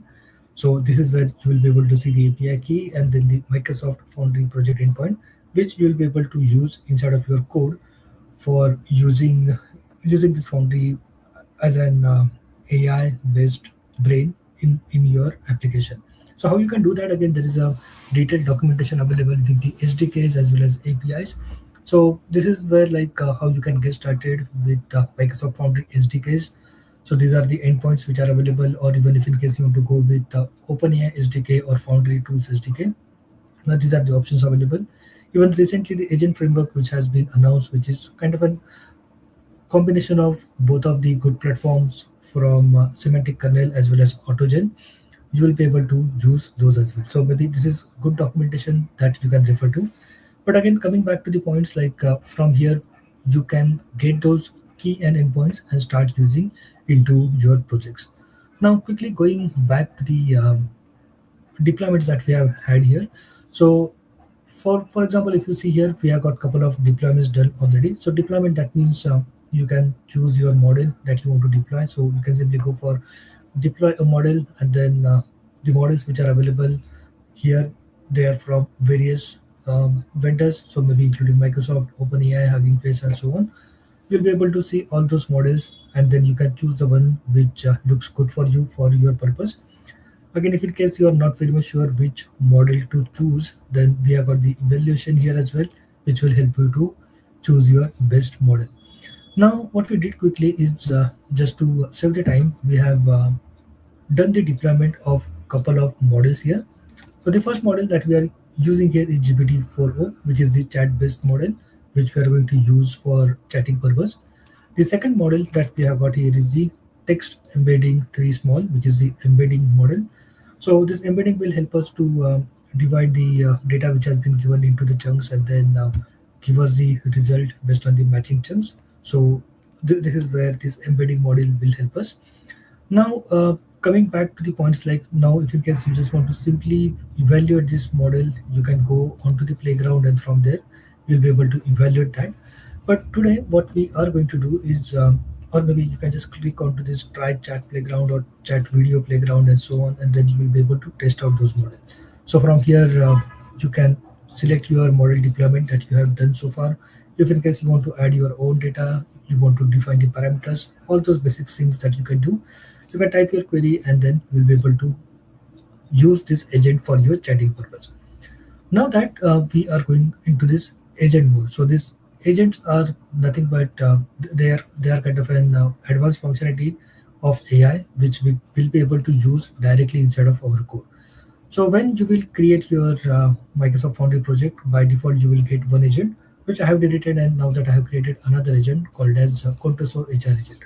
So let me open that Contoso HR agent, and the same thing, like for example, when you will create new agent, every agent will have their unique agent ID that you can see from here. Name of the agent, there will be obviously some name given here, but you will be able to choose the name that you want. So I have given the name as the Contoso HR agent, because this is the HR agent which we want to use for specific scenario. So this is kind of an HR agent which will help us as an internal assistant for the Contoso Electronics, and it will help find employees the accurate policy related answers to the questions which are related to the job role description, responsibilities, performance review process, employee rights and workplace safety, company values and so on, health and wellness benefits and so on. So um, this is the core objective of having this agent. This is the instruction that we have given. So this is kind of an or this instruction, they define the behavior for your agent, or at least they give more context to agent, like what they should do, what they should not do, and how they should do that. And again, even we have went ahead and given some of the scenarios that this particular agent can look into. For example, what is the deductible for Northwind standard and so on. Now, to work on any of the information, we are giving some knowledge bases here. So what kind of a knowledge is that we can give to this agent? So knowledge, that means nothing but the information that this particular agent can look into. So if you click on add, you can see like at this moment, these are the sources that we can add into this. Few of them are in preview, including SharePoint, Microsoft Fabric, even Bing custom search. But again, obviously, we can use the one which are for files, Azure AI search, and so on. Okay, so these are the one which we can use. And you can see like already I have enabled this file. So what I did is like I have uploaded few files here into this knowledge source. So let me just click on manage. So these are few of the files that I have uploaded there already, which talks about some of the perks for the employees, employee handbook, the health plus benefit, the role library, and benefit options. So all in all, this contains all the information about how the employees benefit looks like, and even the information about the entire employees. And again, here we have got the Northwind standard benefits details, which is again one of the health care policy which is available for the employees.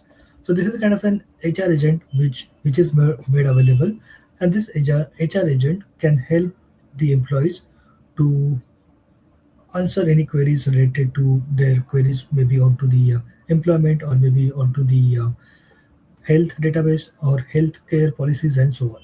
Now let us go ahead and try to see like how this particular agent behaves. Okay, so now that we are going to ask few of the questions to this agent. So first thing is like we will ask what is the difference between the Northwind standard and health plus when it comes to the emergency and mental health coverage. Okay, so now, for example, if you see here, it has started looking for the references using the files, because we had supplied certain files as a knowledge sources for this agent. So it has started looking into those sources. Okay, and now you can see like at least it has referred to most of those files that we had uploaded, and then it has given us the entire end-to-end kind of a result that we'll be able to use here. Okay, so this is the kind of an emergency coverage which are included in both the policies, including Northwind Standard and Northwind Health. So it will give you all that information. Now, let's say, for example, if you ask another question like, if probably if I hit my out-of-pocket max on Northwind Standard, do I still pay for the prescriptions? Okay, so this is kind of an again query that we can use. So what it will do is it will again look out for those references from the information which is available in the form of those knowledges. And then even here you can see all that citations, and even it will once you mouse over here, even it will give you more information about which document it is referring to, and even which of the segment of the document that it has referred to. Okay, so all that information you will get directly. Now that let us go on to some more kind of a scenarios. Let's say, for example, we want to create some kind of a multi-agent kind of an orchestration. So because right now the agent that we have seen here, if in case I again go back to the agents, so this was a single solo kind of an agent which was doing the work by giving some kind of a knowledge, the tools and everything to answer the user queries or the employee queries. Now that let's say, for example, we want to build some kind of an multi-orchestration kind of a thing, wherein we will introduce multiple agents, and then those multiple agents will interact with each other to carry out the question answering for the users. So let us see like how we can do that. So let's look at how this multi-agent orchestration works. So when the users gives a prompt, it does not mean a single agent has to figure out everything on its own.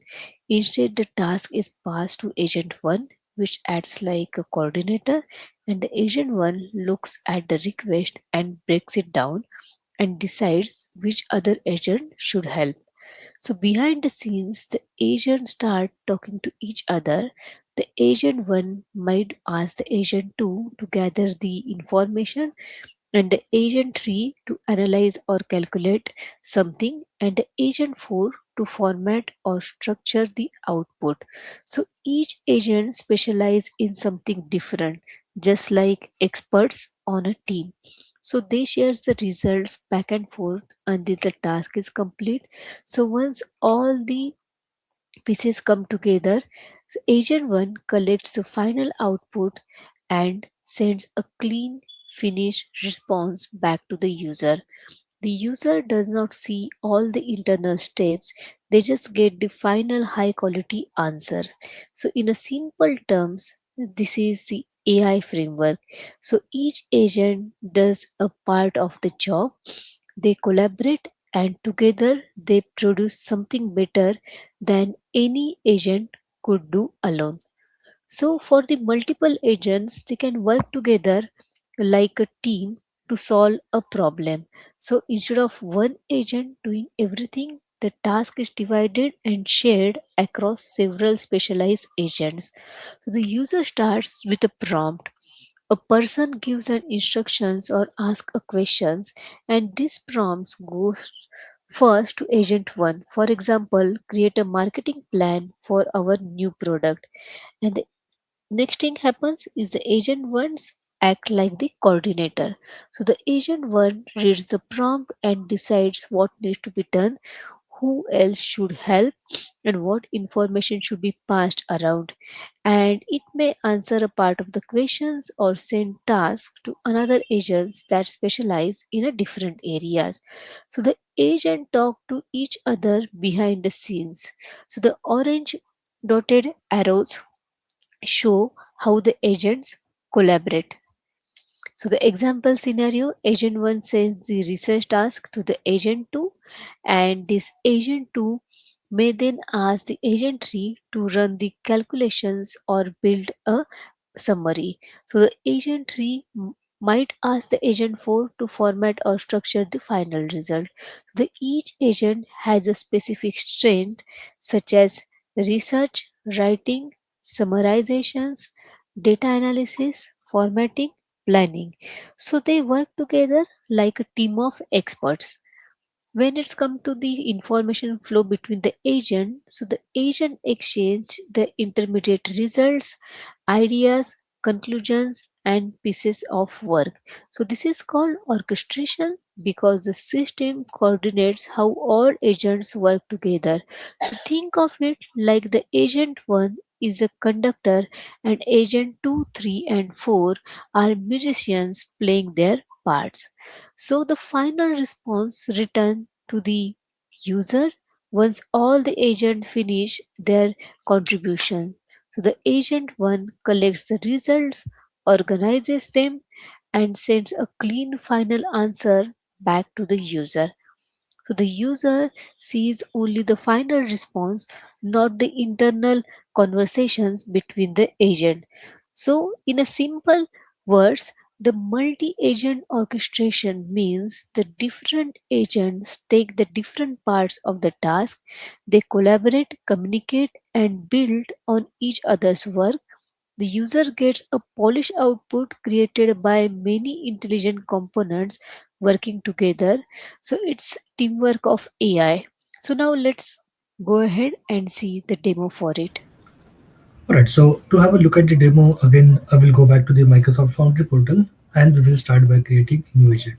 So now that we are going to mimic a scenario wherein we as a team are working on to triaging the issues which are reported. So here we will need few things. So first thing, whenever any of the issue comes to the or any of the issue is reported, we want to understand the priority of that particular issue. So that's the reason we are going to create one agent and we will call it as a priority agent. Next thing, obviously, when there is an issue, it will be handled by multiple teams. So we are going to create team agent. Then also we'll have to evaluate the efforts which are needed for that work to be done. So we'll create an effort agent, and then finally we are going to create a master agent which will call all these three agents to triage the given ticket. Okay, so let's first start with priority agent. So this is kind of a priority agent that we have got. So what we are going to do now is that in the instructions we will simply say like this is kind of an agent who accesses how a ticket is urgent based on the description provided, and then it can respond with the level. For example, if it is a high, medium, or low kind of a ticket, and then only it outputs the urgency level and a very brief explanation about that. Okay, so this is the thing that it is going to do. All right, so now let us go and create another agent that we talked about, which is a team agent. Okay, so team agent will decide like which team should own this particular work. So for that, again, we are going to create another agent called as team agent, and then we will give it some description, some instruction, saying like this is the agent which can decide which team should own the ticket. So it can choose from the team, for example, front end or back end or infrastructure or even marketing and so on. So based on the answer, the content of the ticket, it can respond the name of the team. Okay, so that is the thing it will do. After that, we are going to create another agent, and we are going to call it as an effort agent, because when ticket will come to our bucket, we want to evaluate the effort of that particular ticket. So again, that effort could be a very small effort, a medium kind of an effort, or it could be a large kind of an effort. So this is kind of an agent which will help us to estimate how much work will be needed on this particular ticket. So for example, small, which can be completed in a day, medium, that means it might take 2 to 3 days of work, or even it could be a large work which can even involve multiple days as well as the cross team kind of an effort. So these are the three agents that we have got. Now these three are kind of an independent agent. Now we are going to create a master agent which will consume or which will call all those three agents whenever needed.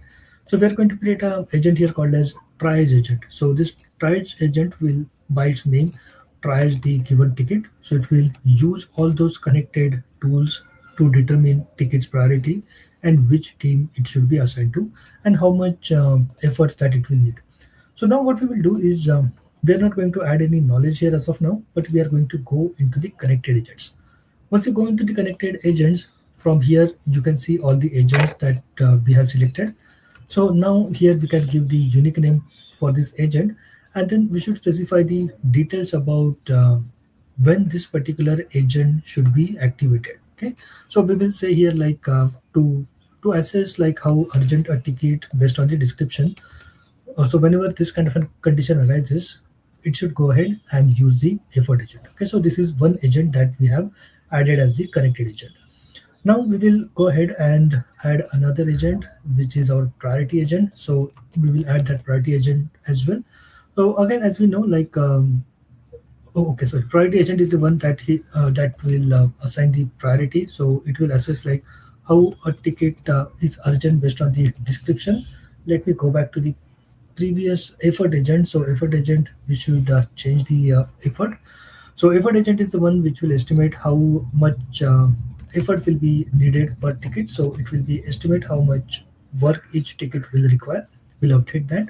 And then again, I will go back to the connected agent where we will select the team agent. So team agent, the role of team agent to decide which team should own each ticket. Okay, so we will just give that as a description. And again, we are going to call it as a team agent itself.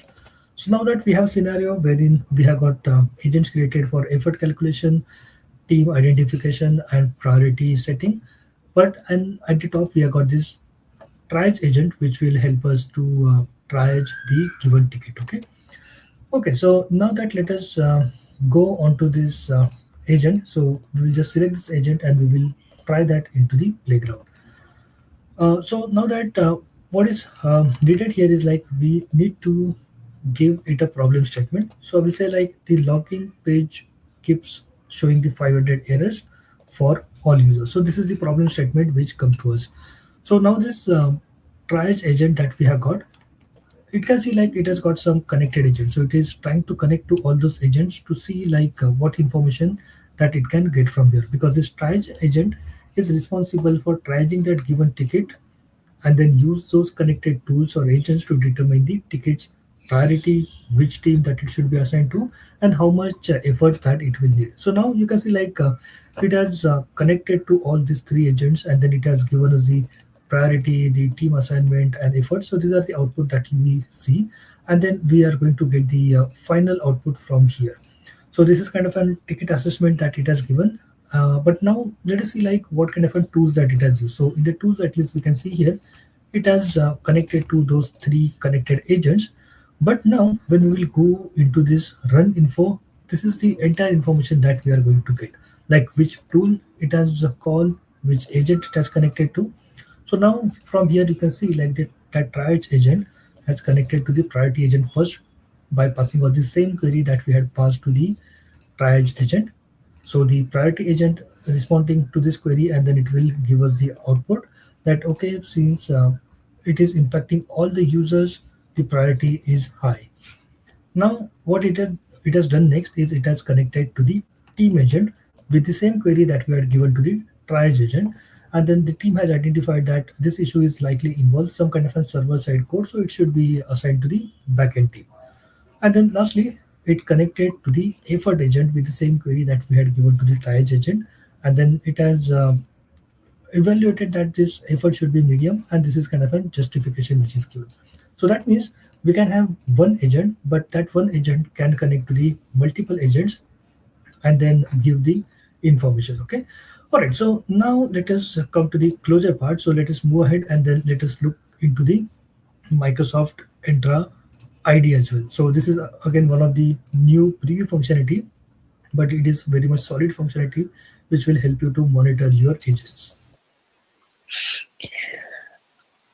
So let us now look at this Microsoft Entra Agent ID and why identity is critical in an agent-driven future. So as organizations adopt the agentic AI, the future workplace will include both the people and the AI agents working side by side.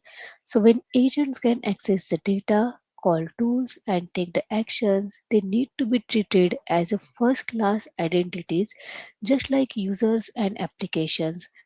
The Microsoft Entra Agent ID extend the Microsoft Trusted Identity Management and Security Systems to AI agent. So the first, it helps to manage the agent identities and the life cycle. So each agent gets a clear identity that can be created, updated, rotated, and retire. So this ensures the agents are not autonomous and can be tracked through their lifestyles. So, second, it enables the secure and govern access to resources. So, using the intra, agents only get the permissions they need. So, the following least privileges principles. So, access can be audited, controlled, and revoked, just like for the human users, reducing the risk and improving the compliance. So third, agents can be deployed out of the box using Copilot Studio and Microsoft Foundry. So this makes it easy to create the agents that are identity aware from day one without the custom security plumbing.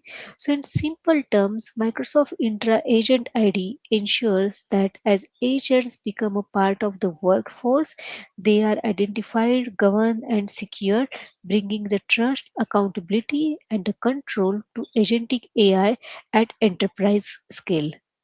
All right, so now let us see one demo of that, like from where we'll be able to see all those uh, agent identities. So we just have to go to the intra.microsoft.com in the same tenant where your agents are deployed to. And then from here, you should be able to see all of the agent IDs. So onto the left hand side here, you can see we have got agent ID. So we have got this agent ID, and then from this agent ID, here you will be able to see all of the identities of the user. For example, these are all of the agents that we have created so far into the Copilot Studio as well as using Microsoft Foundry.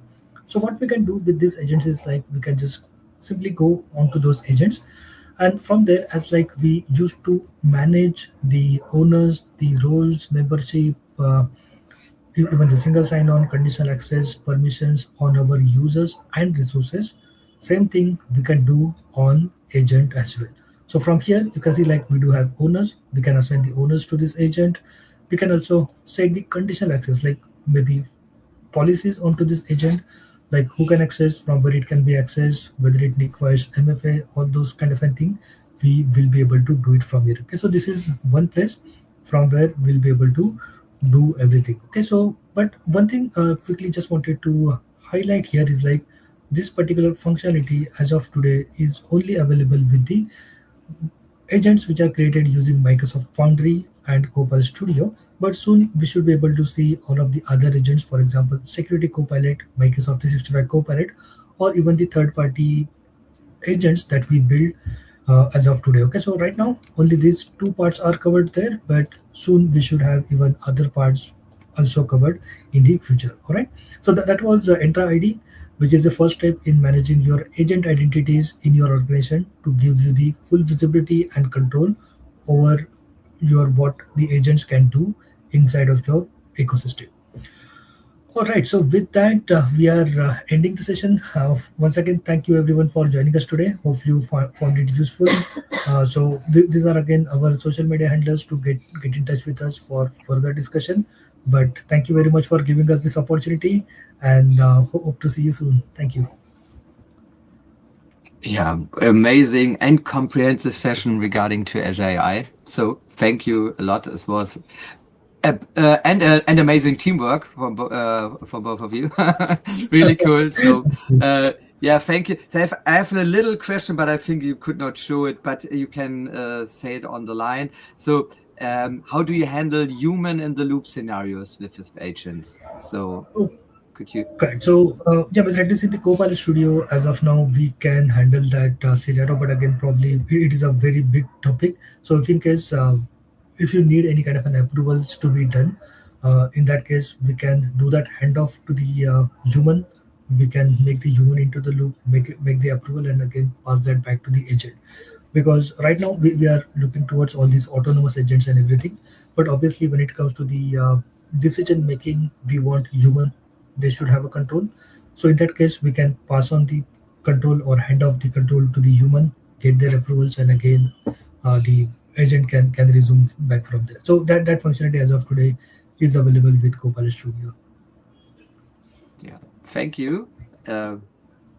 Amazing session. The next session is Klaus Bierschenk with Pimp Your Administration in nearly 4 minutes. We see you soon and have a nice day. Bye-bye. Yeah, thank you, thanks for inviting us. The Have a nice Microsoft rest of the day. ecosystem is evolving faster than ever. Copilot, Power Platform, security, modern work, Azure AI, new features every week, new opportunities every day. But learning is scattered. Events are expensive, limited, and difficult to access. That changes now. Welcome to M365 Con, the world's largest online Microsoft 365 convention. 2 powerful weeks, 1 week of workshops, 1 week of free global talks and keynotes. Build your own learning path with expert-led workshops. From Power Platform to security, from Copilot to Azure AI, you choose what matters to you. Then join over 60 free sessions with most valuable professionals, Microsoft trainers, architects, and innovators from around the world. Meet the community, explore the virtual expo, connect with experts, and be part of a global Microsoft experience. Accessible, global, interactive, and designed for every Microsoft 365 professional. M365 Con, your community, your learning path, your Microsoft 365 future.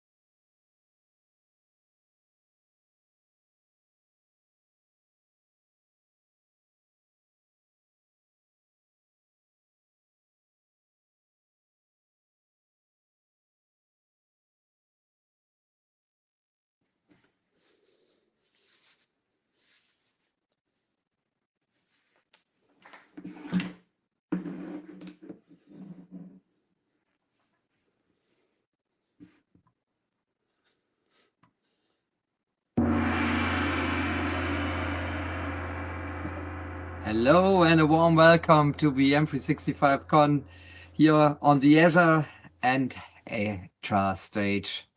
Again, with me, my colleague, friend, and the godmaster of Entra, Klaus Bierschenk, with the topic Pimp Your Administration. Klaus, the stage is yours. I cannot hear you.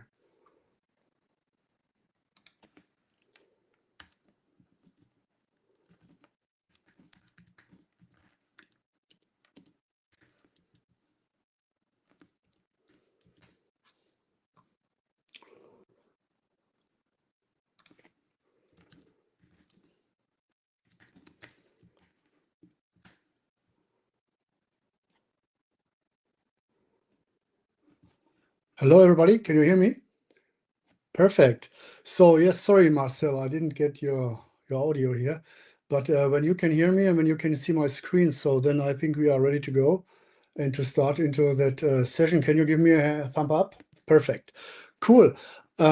Yes, I want to say hello, everybody, to that session today. We talk about privileged identity management, and I want to start with a quick question. So just as an idea, so what do you think, how many ID roles do we have today in the Entra environment? So I'm not sure if it is possible to have that chat here or if you can unmute and discuss to me.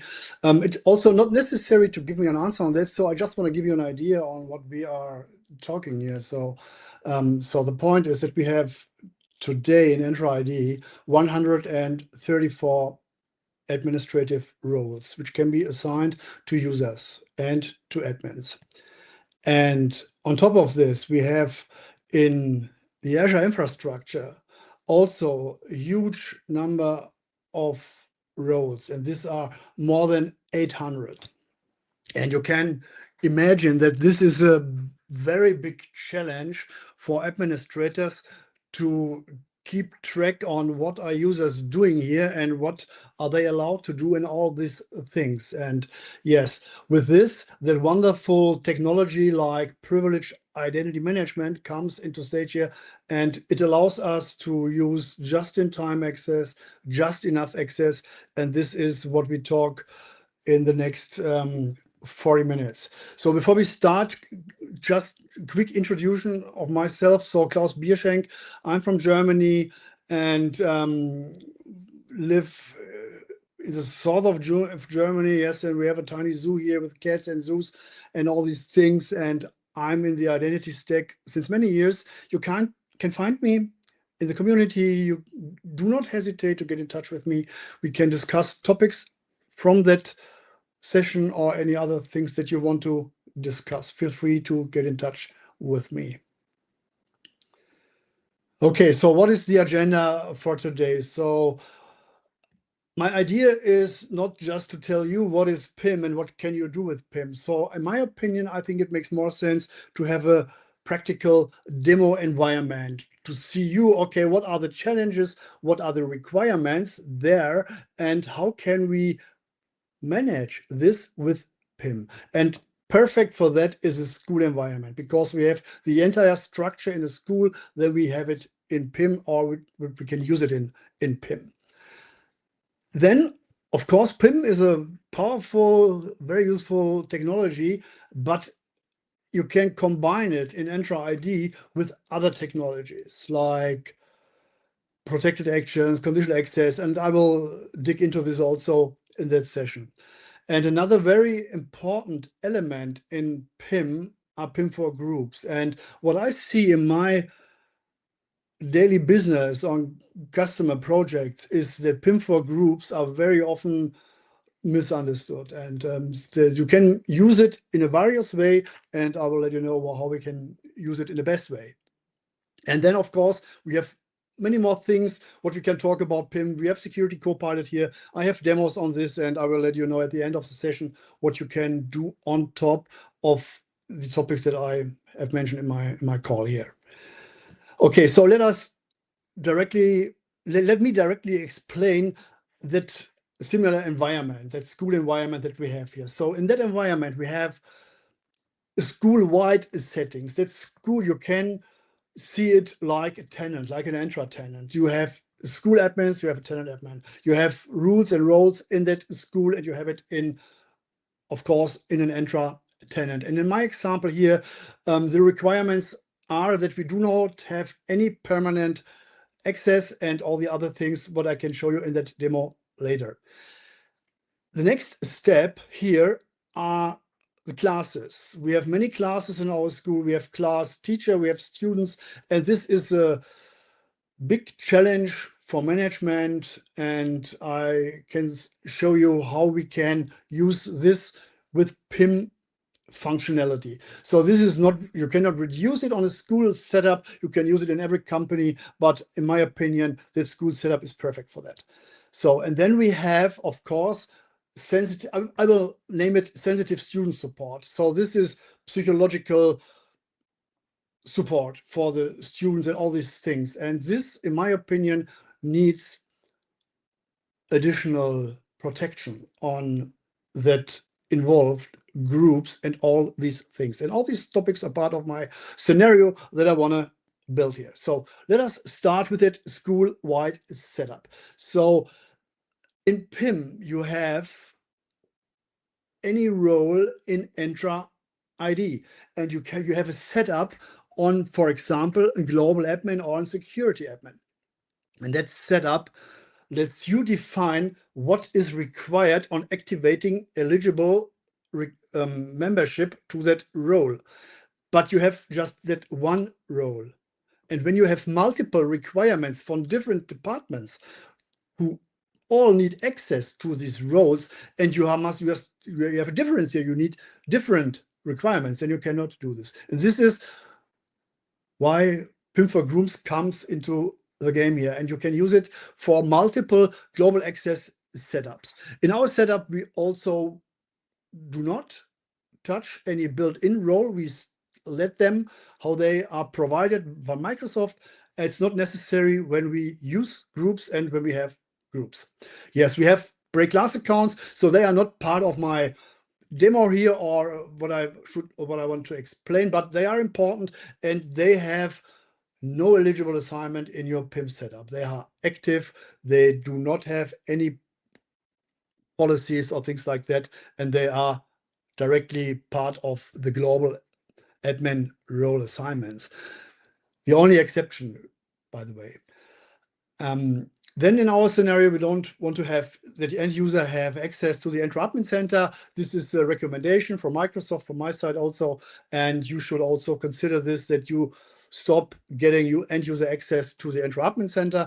I will let you know later what you can do to give them access, maybe a little bit or something like that, but we will discuss this later.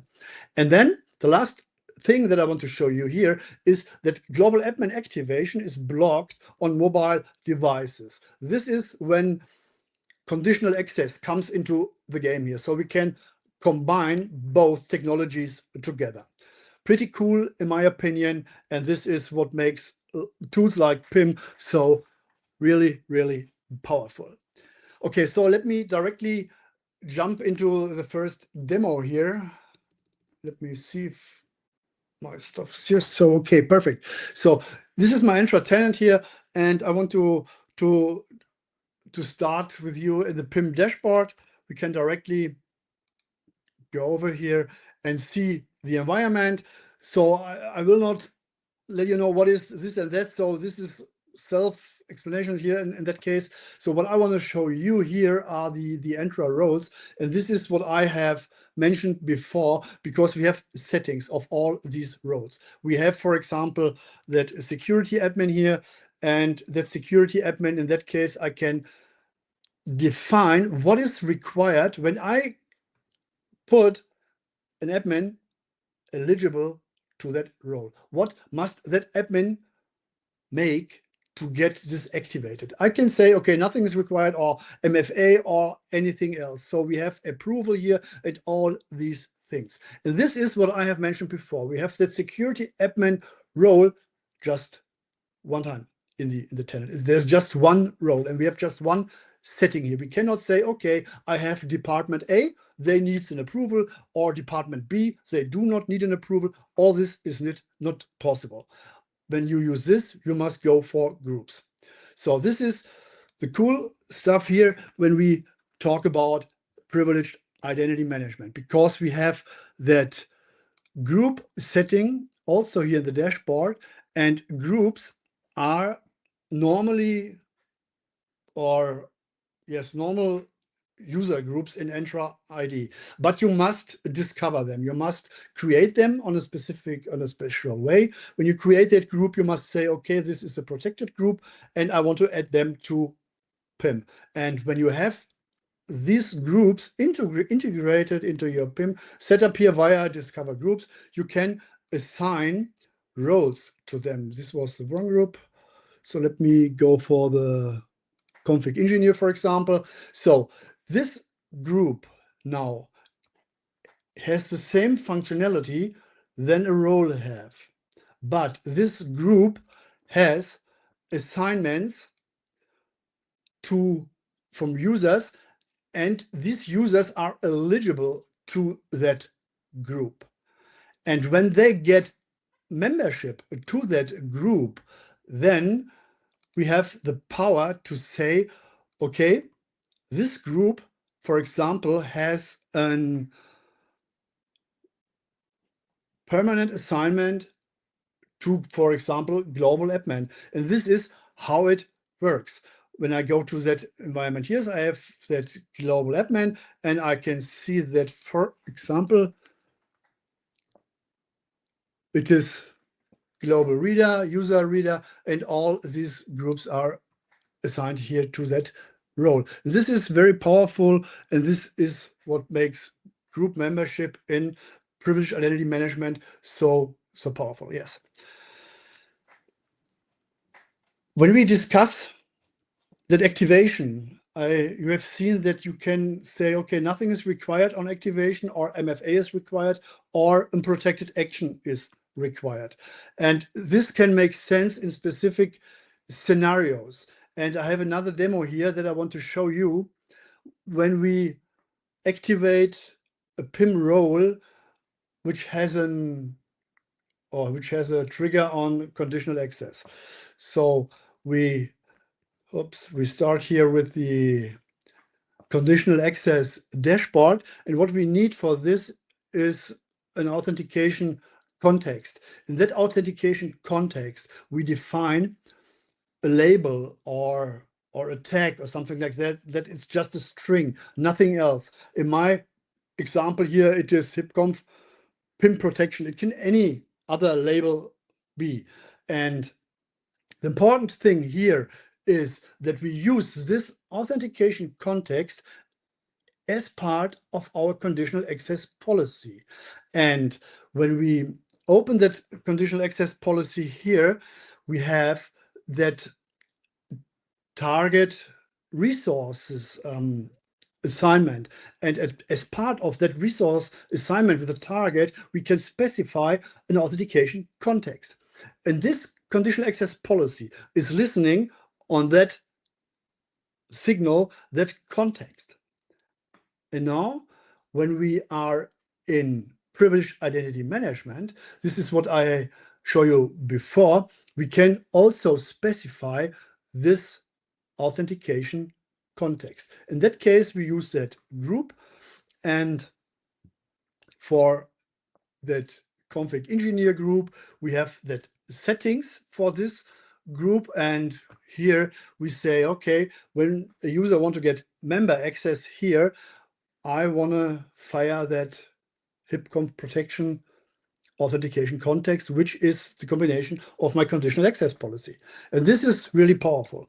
And this gives you a lot of flexibility in what is the requirement to get access into PIM groups.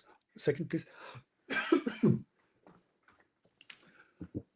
Okay, so, and I have defined here in my policy that I will not allow activation of that group from a mobile device. And I have my iPhone here. And now when I go as a user, Langley, his name is Langley, when he uses his iPhone and when he tries to activate that PIM role, it says, no, not possible because there is a restriction. So this is a German message here. So it says, so bad luck today. You cannot access this because it's the wrong device. On the other hand, when we go with the same user in the browser setup on his Mac client here, for example, yes, you can imagine it is, of course, possible here because our trigger or our allowance in that policy is specified on mobile devices.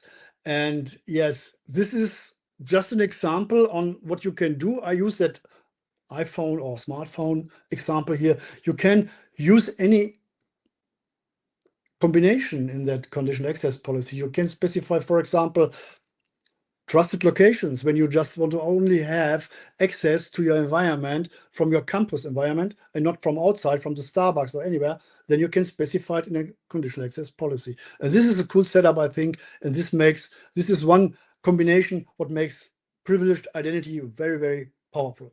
1 second, please.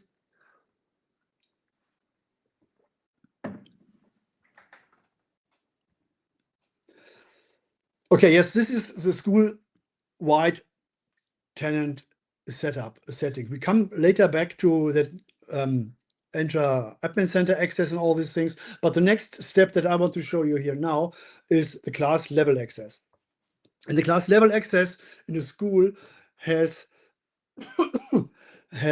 a couple of challenges, because not so big challenge is that we have the student in that AU. We can do this with the dynamic membership rule, as you maybe know this from dynamic groups.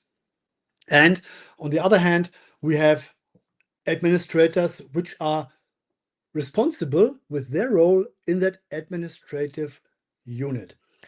AUs or administrative units, they are sometimes compared with OUs from Active Directory. The name is similar, but that's it. There's nothing combined. So OUs you have a hierarchy structure, you have inheritance and all these things. This is what you do not have in Entra ID with administrative units. It is a box, and you can assign members to that box, and you can assign administrative roles to that box to specify what are they allowed to do with all these members in that unit. That's it, nothing more. It's very simple, but very powerful.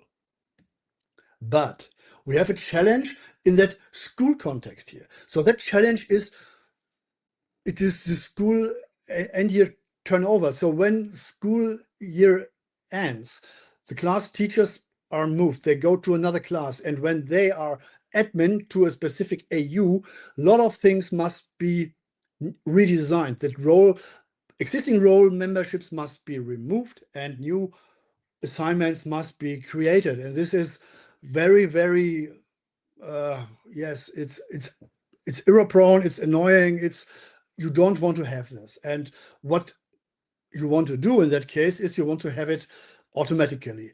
Is there a way with that administrative unit default behavior? No, unfortunately not. But there are other ways how we can fix this. And this is what I want to show you in my next demo.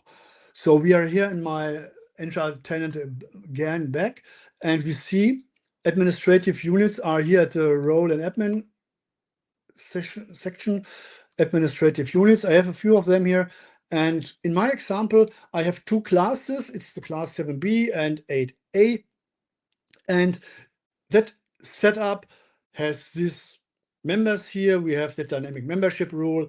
I defined this with an extension attribute. You can combine this with any other attributes, but all these users who have this classification here are member of that administrative unit.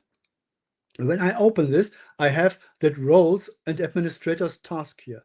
And this is what I mentioned before. It is not possible to say, okay, I have my users, and when they have a special characterization on the attribute setting or whatever, they are allowed to access or to administer this administrative unit. It's all manually.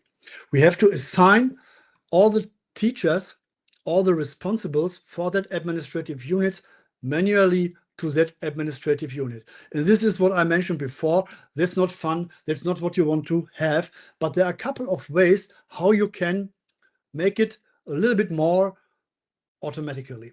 And to use this, we have two technologies or two functions, which are governance functions. And the first thing what we have here, what we must have is access packages. Sorry, please. So I have two access packages here, and I have for each class my access package. And I have it very simple here in that scenario. I have for each class just that PIM group as part of the resource roles in that access package. This is the first thing that we need. So every member in my tenant who has this access package assigned has a membership to that PIM group. This is the first thing, but this is not the action which makes it automatically. The automatically mechanism here is or comes with lifecycle workflows. In a lifecycle workflow, I can specify, okay, I have triggers and I can specify what must happen when specific actions are happening in the environment. And when we open that workflows here, I have for each class my own workflow. And let us see this with the 7B here. They are all the same, but I have these tasks as part of my workflow. And then when that workflow is fired to a specific user, these things will happen. So the first thing is that it is removed from existing access packages, and then another access package is assigned. That's it. And to which user is this workflow assigned? This is defined under the execution the condition. So we have that department here, for example, and we can specify other attributes here. And what we also must specify here, these are the scope details. The scope details specify a little bit more in detail who is the audience to that workflow. And in my case, I have that value 7B and teacher in these attributes. That's it. And when a teacher, for example, in my tenant, let me jump over to one of the teachers here. So when a teacher here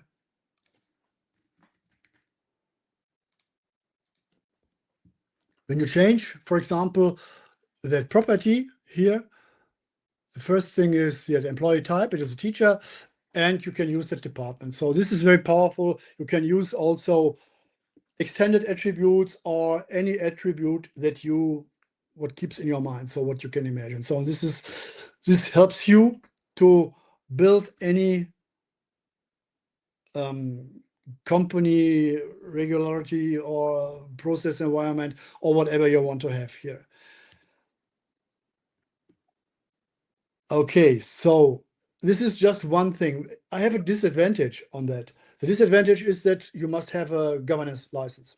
Governance license is on top of P2, and access packages and lifecycle workflow, they are not part of the P2 license. You must pay and more things. But at the end, there are other things in the Entra environment which you can use to make that happen. Logic app, for example, or anything like this. But this is my message here today. You are not allowed, you are not be able to make this automatically. Like that membership dynamically is possible, that role assignment is not. That's it. This is a challenge for me when we make this automatically, that assignment on an administrative unit basis. So the next thing here is that sensitive student user support. So how should I explain this? So in my opinion, it starts with access. Of course, at the end, we must have the data protected with whatever purview or SharePoint permissions, all these things. But it starts with access, and we have the possibility in Entra ID to protect groups and user objects and all these things. And this is one of my favorite features in Entra ID, and it is very powerful. I love this. So we can specify specific users or admins which have the possibility to touch specific objects, and we can exclude global admins, for example. Sorry. And we can also, or we should, make an alert on this, because when I'm a global admin and I will touch a user object and I'm not allowed to do this, I can see, oh, why can I not edit that user object? Because it is protected. And when I then, as a global admin, go ahead, and when I give me that access, it's possible. As a global admin, I can do anything. Then I can specify an alert on this. So this is possible. And I've written a blog post on that topic, how you can keep an eye on changes in your environment, like break last account, login, editing, conditional access policies. All these are topics which you can control or monitor, and then you can specify, okay, what should happen when somebody does this, like sending an SMS on email or whatever. So in our scenario here with that school environment, I will say it's definitely required to have a group, and that on all this group is used for security privileges, and we want to protect this group. And this is what I mentioned before. Of course, it is necessary to have additional topics here, because I cannot protect the content. I cannot, in Entra, I can only say, okay, I have memberships in group and all these things, but this is where we start with the access, and this is, I will show you, very powerful. Let me go back to my tenant, and we have, again, that administrative units here. When I go to roles and admins, you can see that I'm here logged in as Klaus. I am a global admin at the moment. And when I navigate to that administrative unit, the protected one here, I'm not allowed to do anything here in that administrative unit. When I touch that student 5, for example, you can see that we have that option to edit the properties is not enabled. I cannot delete it, and all these things. This is cool, this is powerful, and this helps you to make a little bit more protection in your environment. And the first idea that a person can have when you say, oh, it is protected in that administrative unit, you can say, okay, it is only protected in that administrative unit. But that's not the case.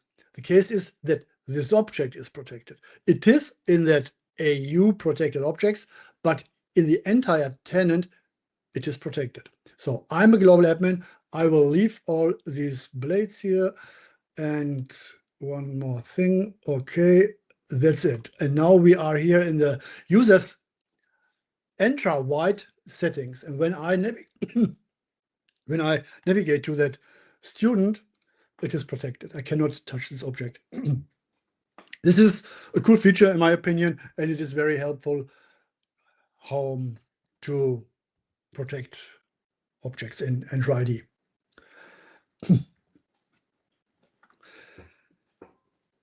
Okay, yes, these are just a few aspects and topics on how we can set up a school environment. So many of them you can fulfill with PIM alone, or you can use additional technologies like lifecycle workflows or conditional access policies, and all these things are possible.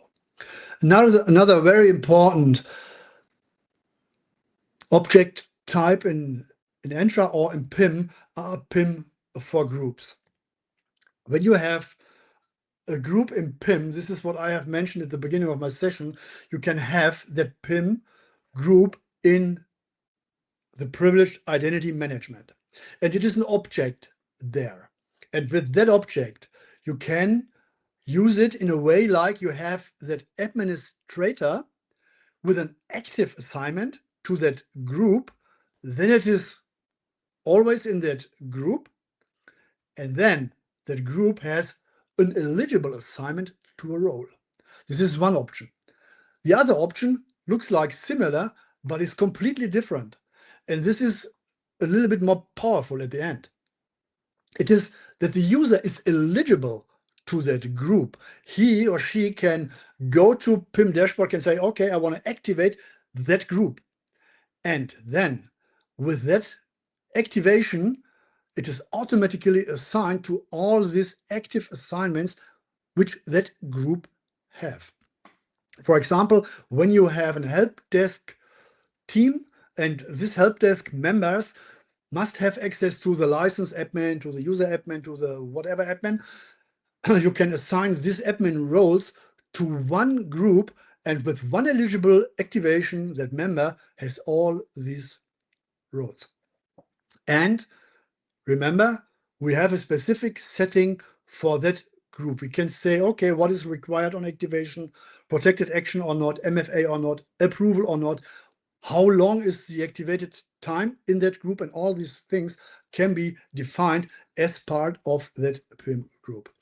So there is not a good way and a bad way. There are two ways how we can activate this.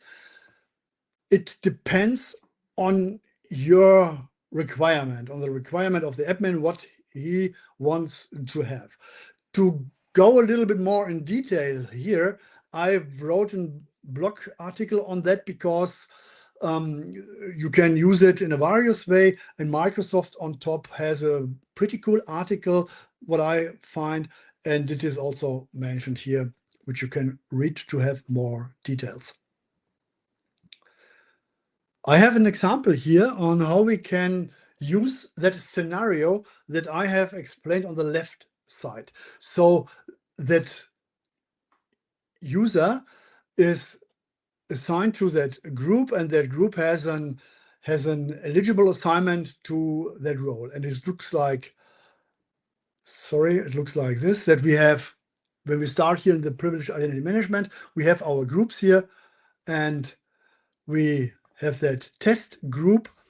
And with the test group, I have active assignments for, in that case, the user is Forjahn, and he is completely every time member in that group. But the group itself has assignments to roles, and these assignments, this is what I mentioned before, are eligible. And it is how, when I, as Forjahn in that example, go to the PIM dashboard, and when I want to see what are my roles, I will see all the roles which are part of that group. You can use that scenario just as a scenario what you can see to combine multiple roles to a user. That's it. And it is activated here permanently, and at the end, it is not so powerful than the example what we have seen on the other side here, because it makes no sense to have, I cannot activate a couple of groups on one step. This is what I can do with that strategy when I go that way here on the right side. It's up to you. You should consider what are you want to do, which is the best strategy for you. Both had advantages and disadvantages, so but it depends on your requirement in your specific environment. Okay, so one question. So how many minutes do we have left, Marcel? I guess it is perfect. So we have 50 minutes. Could you hear me? Okay, so I have a couple of things that I want to share here with you. So things you should also know, which are very important when we talk about privileged identity management. So maybe when you use privileged identity management and you are on the dashboard and you make an activation and you see, where's my activation? It's not there. Why takes it too long? Sometimes you can refresh your browser window to have that role activated, or sometimes you must close the browser, open the browser, log out, log in. All these things you can use to make it easy. You can use that token refresh endpoint here. When you call this, your local token in the browser will be refreshed, will be renewed, and with this you are part of that role. When you are in that situation that nothing will help, so call this URL, and then it is that role will be visible for you. It is not officially documented. I don't know why. I found this in a chat with Microsoft support, but it works. Okay, so this is what I mentioned at the beginning of my talk. So it is recommended that you don't have end user access to your tenant. It is a user setting in the Entra Admin Center where you can block this. You can restrict access to the Microsoft Entra Admin Center. When this is restricted, I am, as a normal user, cannot go to entra.microsoft.com. I'm blocked. But what when I am a user with an admin role, but this is not assigned already, and I want to assign this, I have to go to the Entra dashboard. In that case, we have a couple of direct URLs. You can use it via the Azure portal or via the Admin Center portal. Both links are at the end of my slide deck in an appendix, and then you can directly call this activation page because it is whitelisted. When you set this option, this restricted access is forbidden. It is not the case for these direct URLs.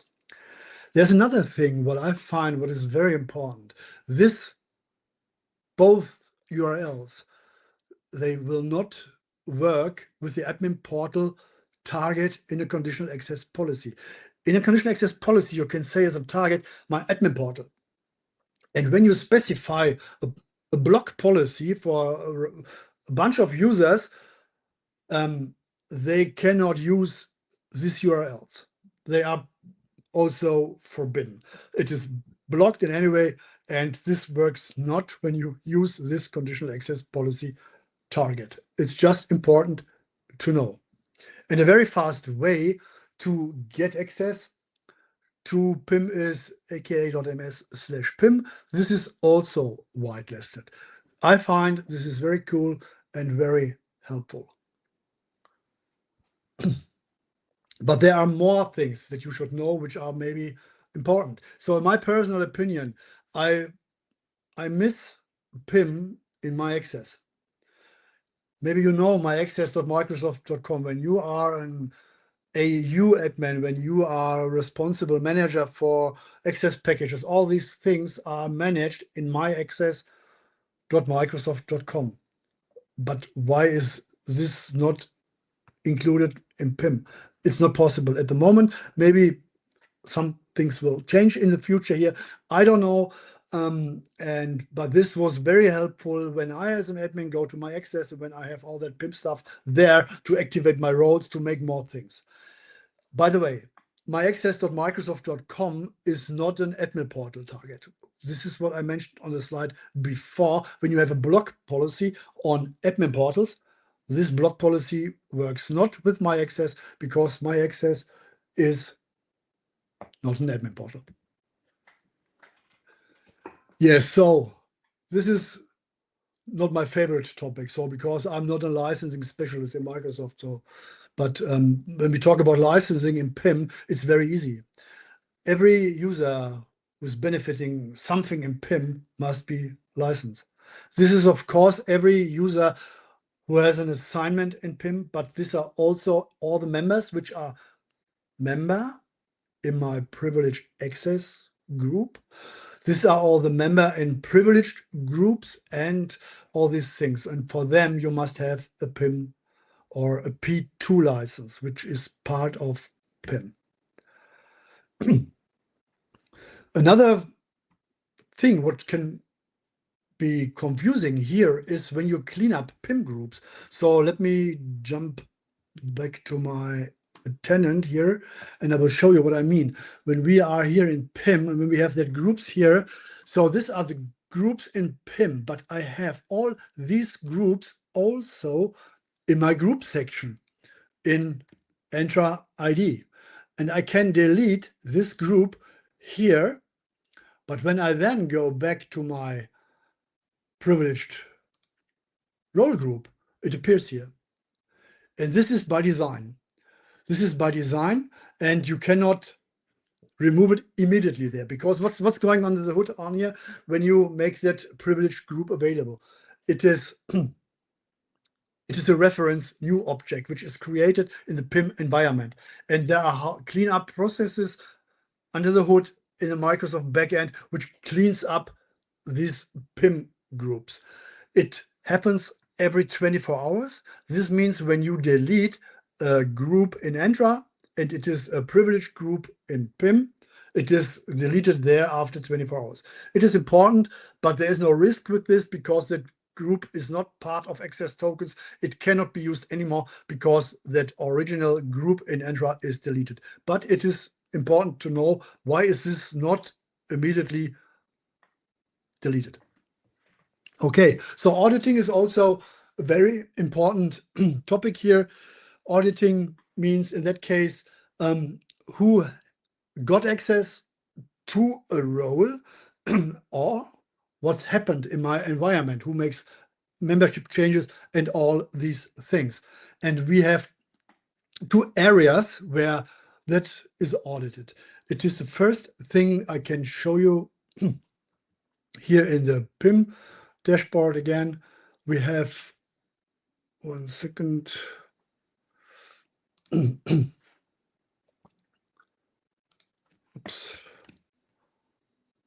So we must differentiate what would we do here. We have that resource audit. Resource audit lists you all the activations of roles, but a group is not a role. Group roles are not, or activation on PIM groups are not shown here. So why? So no, there isn't. So this is not a. It is a group change, and when you activate a PIM group for your user, it is a group member change, and this will not appear here in the dashboard from PIM under the resource audit. Here you can see only in the. You can see here only the activations of that roles. So when you want to see all the other things with what's happened with groups, this is an audit change, and this can be found under the audit page, which is here part of that monitoring and health stuff. So in the audit logs. So this is where you can see all these things. Okay, so last but not least, Security Copilot. It's Security Copilot. We have it in Entra ID. And does it make sense to have Security Copilot in combination with PIM? So in my opinion, we have other technologies where it makes more sense. For example, the conditional access optimization agent, which is based on AI technology. This makes a lot of sense, but nevertheless, we have the possibility in the Entra Admin Center to use Security Copilot, and one thing is here. So I'm here logged in as Langley, and when I ask Security Copilot, so list my eligible Entra directory roles which are managed by PIM. So it takes a while to let me see what roles I have here.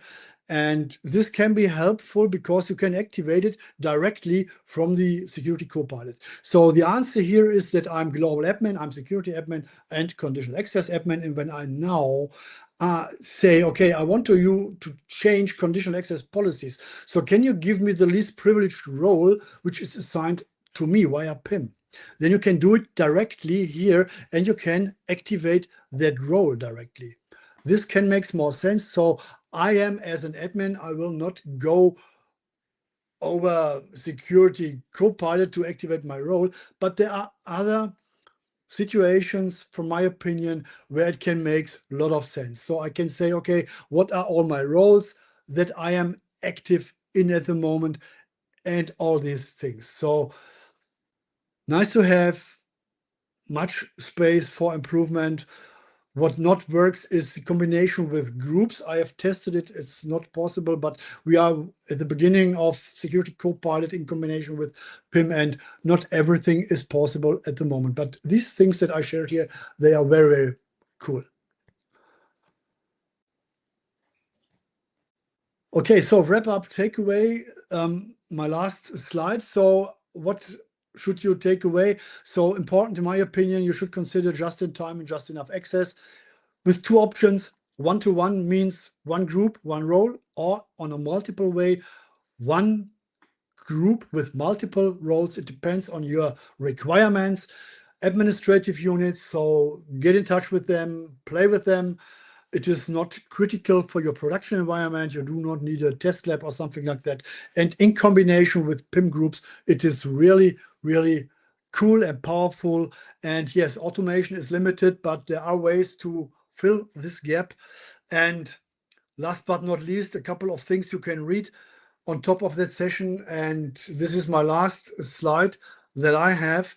And when you have questions, I do not know how many time we have here to have a dialogue. If it is not possible, you can get in touch with me afterwards. No problem. And now I give it back to Marcel. So, Klaus, could you hear me now? Unfortunately, Marcel, sorry for interrupting you, but I cannot hear you. I don't know what is wrong here. Very sad. I cannot hear anything. Click in the private chat. Mirko, could you show something here? Check the audio settings, please, Klaus. The wheel. So where's an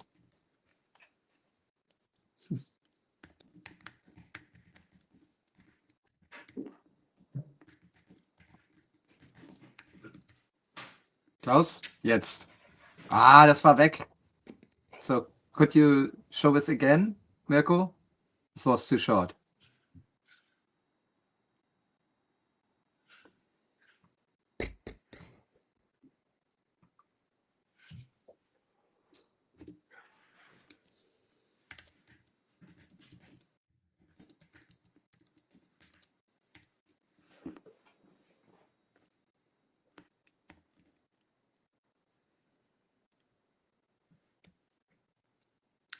Could you hear me now?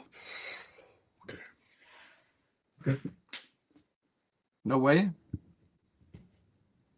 Oh, so sorry. So when I write you a question. Wait a second.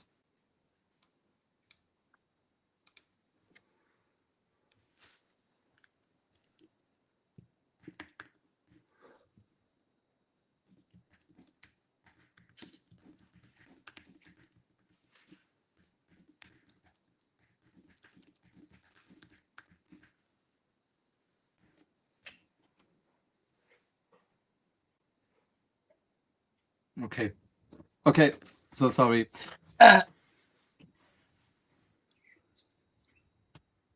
So you couldn't hear me, but I would say, Klaus, I thank you. This was an amazing session, a lot of deep dive.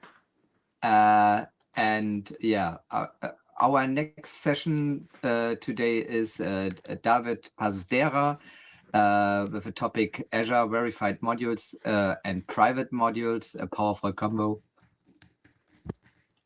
Klaus, have a nice day. I'm so sorry that you have problems with your speakers. And yeah, we see us soon. Bye-bye.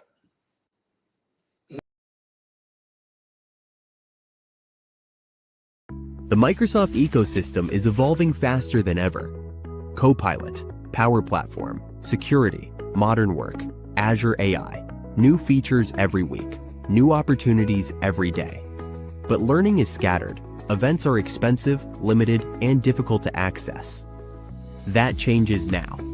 Welcome to M365 Con, the world's largest online Microsoft 365 convention. 2 powerful weeks, 1 week of workshops, 1 week of free global talks and keynotes. Build your own learning path with expert-led workshops. From Power Platform to security, from Copilot to Azure AI, you choose what matters to you. Then join over 60 free sessions with most valuable professionals, Microsoft trainers, architects, and innovators from around the world. Meet the community, explore the virtual expo, connect with experts, and be part of a global Microsoft experience. Accessible, global, interactive, and designed for every Microsoft 365 professional. M365 Con, your community, your learning path, your Microsoft 365 future.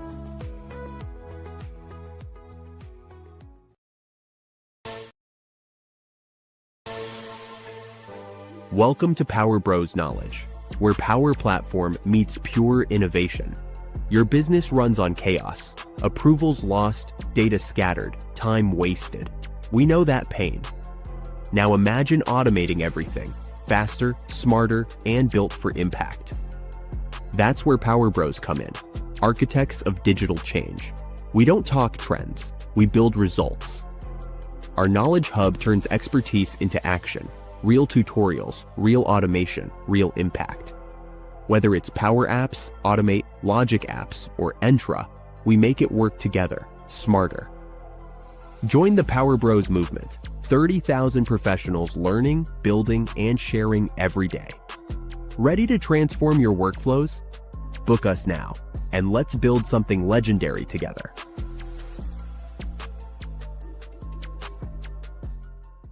Hi, I'm Sean, and I train people to become Power Platform Solutions Architects. If you're watching this, you know Power Platform, but be honest, when you're building a solution, are you using the best tools to solve the problem, or just the tools you know? If you love building powerful, scalable solutions that make your company money, let me share why our training is different. We've noticed that the best architects know a series of best practices and they apply them to every project. So we took all these best practices and put them into this course.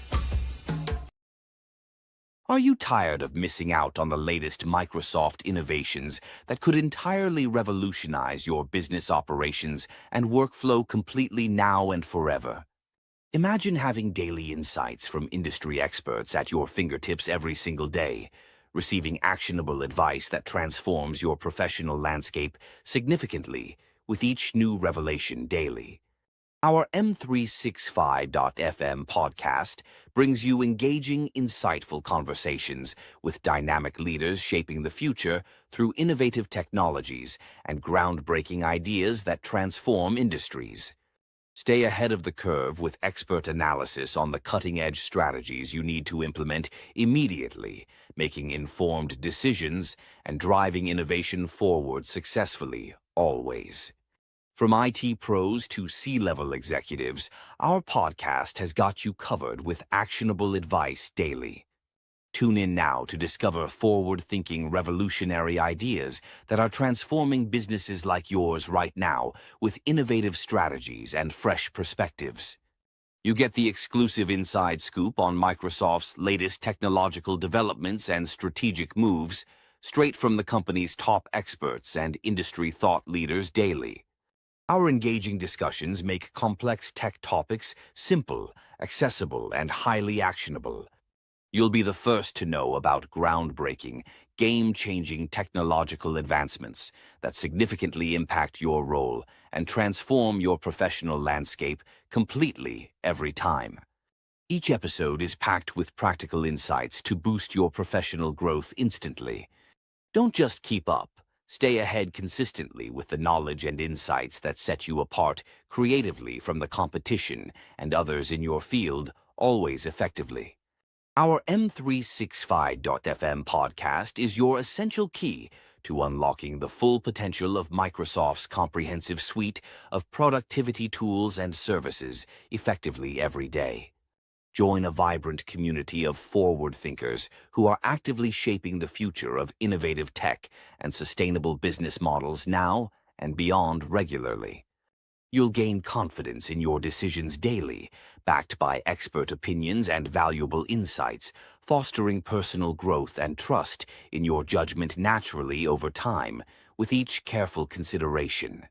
Expect seamless integration of the latest tech trends into your workflow and overall business strategy, enhancing productivity and driving innovation through cutting-edge solutions and expert guidance daily.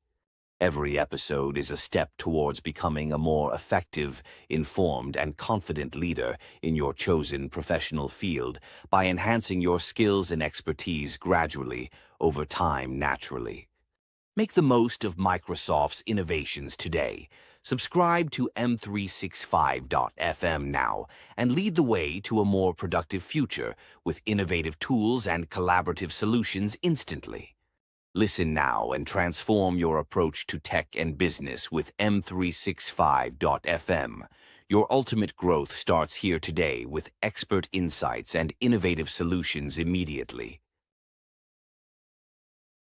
The Microsoft ecosystem is evolving faster than ever. Copilot, Power Platform, security, modern work, Azure AI, new features every week, new opportunities every day. But learning is scattered. Events are expensive, limited, and difficult to access. That changes now. Welcome to M365Con, the world's largest online Microsoft 365 convention.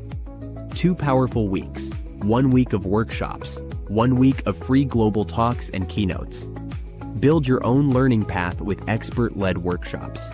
From Power Platform to security, from Copilot to Azure AI, you choose what matters to you. Then join over 60 free sessions with most valuable professionals, Microsoft trainers, architects, and innovators from around the world. Meet the community, explore the virtual expo, connect with experts, and be part of a global Microsoft experience. Accessible, global, interactive, and designed for every Microsoft 365 professional. M365Con, your community, your learning path, your Microsoft 365 future.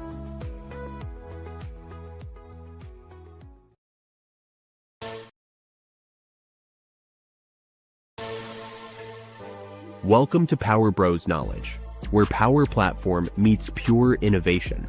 Your business runs on chaos, approvals lost, data scattered, time wasted. We know that pain. Now imagine automating everything, faster, smarter, and built for impact. That's where Power Bros come in, architects of digital change. We don't talk trends, we build results. Our Knowledge Hub turns expertise into action. Real tutorials, real automation, real impact. Whether it's Power Apps, Automate, Logic Apps, or Entra, we make it work together, smarter. Join the Power Bros movement. 30,000 professionals learning, building, and sharing every day. Ready to transform your workflows? Book us now, and let's build something legendary together.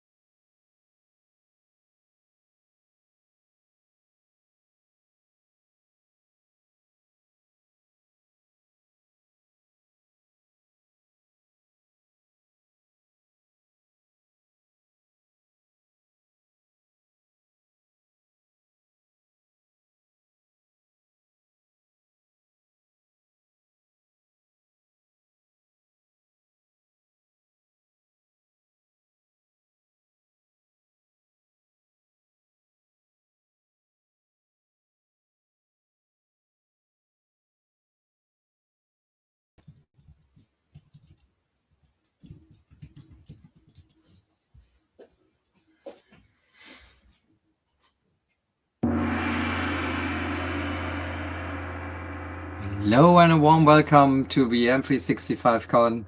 Today, here on the Azure and Entra stage with me is David Pastera with the topic Azure Verified Modules and Private Modules, a powerful combo. The stage is yours. So if you have a problem, ask us, we help you. Yep, thank you so much. So hello, friends, and welcome to this session where we will explore an exciting world of infrastructure as code and modules and what Azure Verified Modules really are and how can they help you to scale in your organization to adopt infrastructure as code and GitOps practices. I'm really excited to be presenting an M365 Con. So I am grateful for the opportunity to be presented as a speaker. A little bit about me. I work as a solution architect in a company called Segal, which is an IT company focusing on energy sector here in Norway. I'm also a Microsoft MVP for Azure. I do run a few meetup groups here locally, attend and speak at conferences, and I love to be involved in many different areas. If you want to reach out, feel free to use my universal handle across GitHub, LinkedIn. I also have profile at Sessionize, of course, and Speaker Deck. I do occasionally blog at azurescholar.cloud, which I try to position as my brand, but I'm not super good at it. So it's one of my New Year's resolution is to become better in my own PR. But it is really about you and the community rather than myself. So what we will do today is I divided this talk into two sections. One where we look into some important concepts, do a bit of a refresher on what the infrastructure as code modules really are and how they can help us. And as you know, probably there are two dominant tools that we can always look into. It's Bicep that is focusing on Microsoft Azure, and then there's Terraform, which is much more cloud and vendor agnostic. Then we will dive into the AVM and how it can help you to start fast or start using infrastructure as code in an efficient way. And then the core of my talk is how would you go about combining those great assets that AVM project provides with your own special configuration and infrastructure as code modules that you probably need to build for your organization. And of course, the second part will be dedicated to a demo where I will show you everything. Everything that I will be showing and demoing is available on my public GitHub repo, so you can easily start with exploring it yourself. So I hope you will enjoy it, and I will, of course, look forward to the Q&A section where we will hopefully respond and react to your questions. So just a very quick intro to some of you who are more in the world where you don't deal with infrastructure. So infrastructure modules are, you think of them as a packages. It contains declaration of your infrastructure, the way you want it to be deployed. So we are talking always about declarative languages that instead of you explaining how to get to the desired state, you describe the desired state in a much friendlier way. And then that tool and the framework and the language that you use will make it so. So we are talking about files that are reusable and you can use them across maybe different projects. So that's the whole idea. It's the reusability. And sometimes people refer to it as a dry principle, do not repeat yourself. And what you can do is that you embed your requirements into the module. It's you can really be strict. You can allow certain configuration to be used only. Maybe you have some special security and compliance requirements from your organization, so you can bake them in. So whoever is consuming your module, they cannot change the values if they are calling that module to something that might not be secure, or it might not be really applicable to your own organization. So we always or often talk about something like a contract that you have defined inputs for the module. That's how the module is still flexible enough to cater for different like naming standards, etc. But also it can always, with same inputs, it will always produce the same outcome. And then you have outputs from the module when it gets deployed. So you can maybe pass on the values from that output to the next stage. So that's very flexible. So in short, you can think of it as software packages for infrastructure as infrastructure as code world. And then you have different authoring styles for creating modules. Either you want to allow maximum customization, and then your contract contains a lot of input parameters. But sometimes you want to be a bit more rigid and, on the other hand, simplify the consumption. So people don't need to think about 50 parameters they need to have some values for. Maybe you use t-shirt sizing or some other standards like silver, bronze, platinum, and they can easily choose that. And behind the scenes, that category will translate to a lot of these values that those resources that you package into your module need in order to deploy it without requesting from the user all that long list of input parameters. When it comes to terminology, both Bicep with this nice muscly logo and Terraform, it's a bit of a challenge because what the Bicep calls parameters, it's variables in Terraform. So it's for you who are using one of these DSL languages, it's probably easier to always relate to the right term.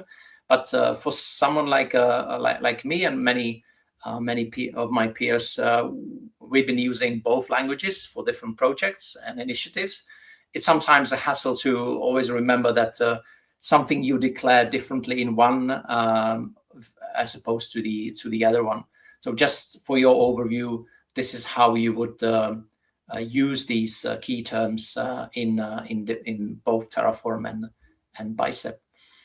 And when it comes to structuring a module, which essentially is just a folder or directory in your file system with a set of files, the big difference is that Terraform is known for the flexibility that you can sort of stretch or distribute different parts of that declaration into different Terraform files, so .tf files, and it will always take them and combine them together when you're running a deployment.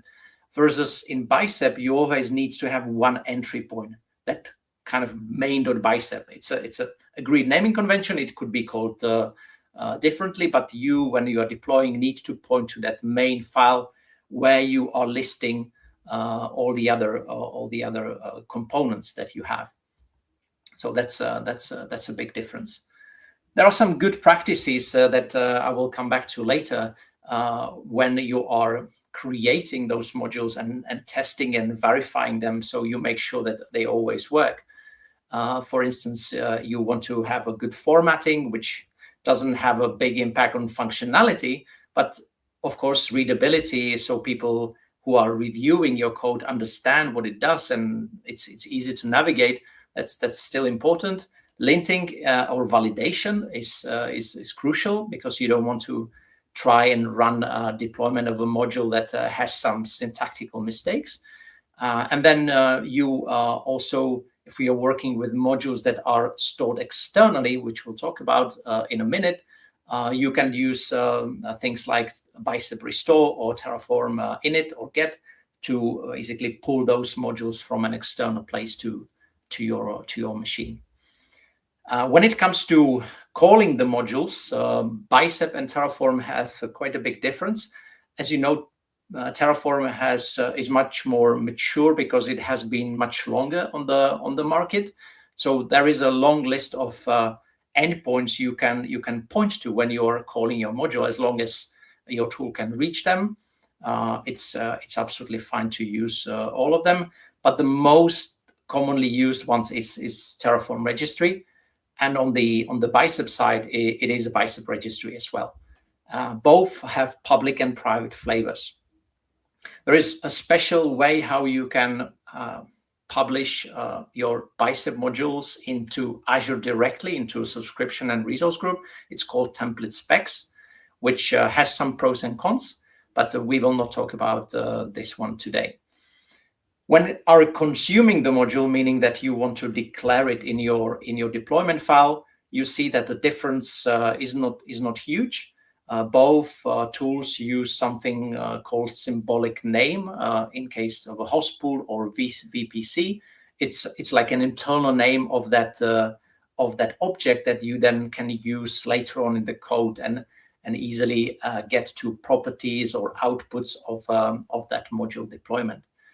And Bicep uses this kind of long address, which points to a registry, to the actual package, and to a version or a tag. In Terraform, it's a bit more structured, as you can see on this slide. For publishing modules, there are two things. Bicep does have a public registry that is hosted by Microsoft, but not unlike Terraform, where anyone can actually publish their own modules, both companies and individuals. They will be always labeled as community contributions in that registry. Microsoft doesn't allow you or anyone to publish to that public registry except themselves. They will allow you to contribute, but not really publish directly. But you can use a private registry. In Azure, there is a service called Azure Container Registry, which is primarily for containers, but it's also being used for storing Bicep modules. All you need to think about is also some permissions and how you authenticate to that Azure service. You need to have an access token from Microsoft Graph or Microsoft Entra. And this is just a short example on how you would go about it and publish. I'm still comparing Bicep and Terraform in this talk, but as you can see, I'm more leaning towards Bicep because I use that tool in the demo. So just to give a recap, on Terraform, you have both that public registry that I mentioned, and if you are a customer that has a Terraform cloud account, you can spin up your own private registry that only your organization has access to. So it has some pros and cons, but it is a paid feature. Or a Terraform cloud is not free, with some limitations. It is, but when you start adopting, you of course need to pay. So now we have that kind of recap. So what are Azure Verified Modules? So it is a Microsoft-wide initiative how to set standard for their own infrastructure as code modules that they have been over many years distributing to different places. If you remember Azure Quick Start repo with ARM templates, trying to address a lot of issues for people that really try to adopt ARM templates, and obviously Bicep supersedes ARM templates. Behind the scenes, it still transpiles into ARM and then sends it to the ARM API. But it's much easier and enjoyable to write your infrastructure in Bicep language rather than directly in JSON. So the way ARM Azure Verified Modules are sort of driven is that it is a single initiative across entire Microsoft to make sure that they support both Bicep and Terraform, and they are publishing modules that they have two main types. There are some other types, but either you have resource module, which is for a single resource and all related components, and then you have a pattern module, which is more like a full solution that consumes those resource modules under the hood, but builds something more comprehensive, something that is more usable than spinning up a single storage account or a single virtual machine. So it is really an initiative that has changed the way that the Microsoft customers and partners have been sort of reshaping their infrastructure as code practice. I believe it's super useful. One of the big changes is that if you use Azure Verified modules, you are covered by Microsoft customer support. So if you have issues with those modules, obviously you can file an issue in a GitHub repo for the AVM project. But if you have support agreement with Microsoft, you can also raise a ticket in the Azure Portal for that. All the AVMs are aligned with some specifications and definition of a standard that they set very early in the process. And obviously there are some Bicep or Terraform specific topics, but they have like a common set of principles that they all those two sort of areas always come together. And they have up-to-date, those modules are keeping up the pace with the innovation in Azure. So if there are some preview features, they really try to make sure that you can use a new version of that specific module that actually allows you to use that feature. So it's very much fast-paced development of the modules, both for the existing, but they also have a process for introducing new modules, either when a new Azure service comes up, or if they need to build a new solution. And if you're familiar with Azure Architecture Center, one of the bold ambitions for this AVM core team is to make sure that all the reference architectures in that center are sort of linked to some pattern module in AVM. So that would be also very, very, very good. All the modules in AVM are very well documented. They have some examples on how to use them, how to consume them in different ways. And they have very comprehensive testing framework on how they make sure that they are valid, they are actually deploying for every time they are introducing a change in a particular AVM module. They are running a flow or workflow where they are deploying the content of that module to a test environment and validating if everything is deployed correctly. After that, they remove those resources and clean up. So it is very well tested. They're using a combination of different tools. Like if you're familiar with PS Rule for Azure, it is a way how you can test your code against well-architected framework and its practices. And as I mentioned, it is not open for a direct publishing from the community. All the modules needs to be owned by Microsoft employees, which is, I believe, a good rule, because you can chase the people internally if you have issues, or your customers and the community has issues with the modules you own. It's much easier to chase people internally that are employed rather than some external owners. And you as a community member, you can create issues for existing modules, and then you can propose some improvements, some features. You can fork the repo and you can contribute through pull request, but it needs to be some existing module that someone from Microsoft has created, and it's owned by that. So it's if we say that AVM is the next best thing after sliced bread, then why would you need private modules? So I thought about it a long time ago, that AVMs are great, but you need to consume them as they are. You have a lot of flexibility when it comes to those inputs in the contract that I mentioned. But what if you need to inject certain properties that should always be true, like your internal standards or compliance requirements, and you don't want to, or you can't, in this case, publish the modules externally. So what you can do, you sometimes need to deviate from AVM because they introduce a bug, and you need to really get it fixed because you depend on that module in your production.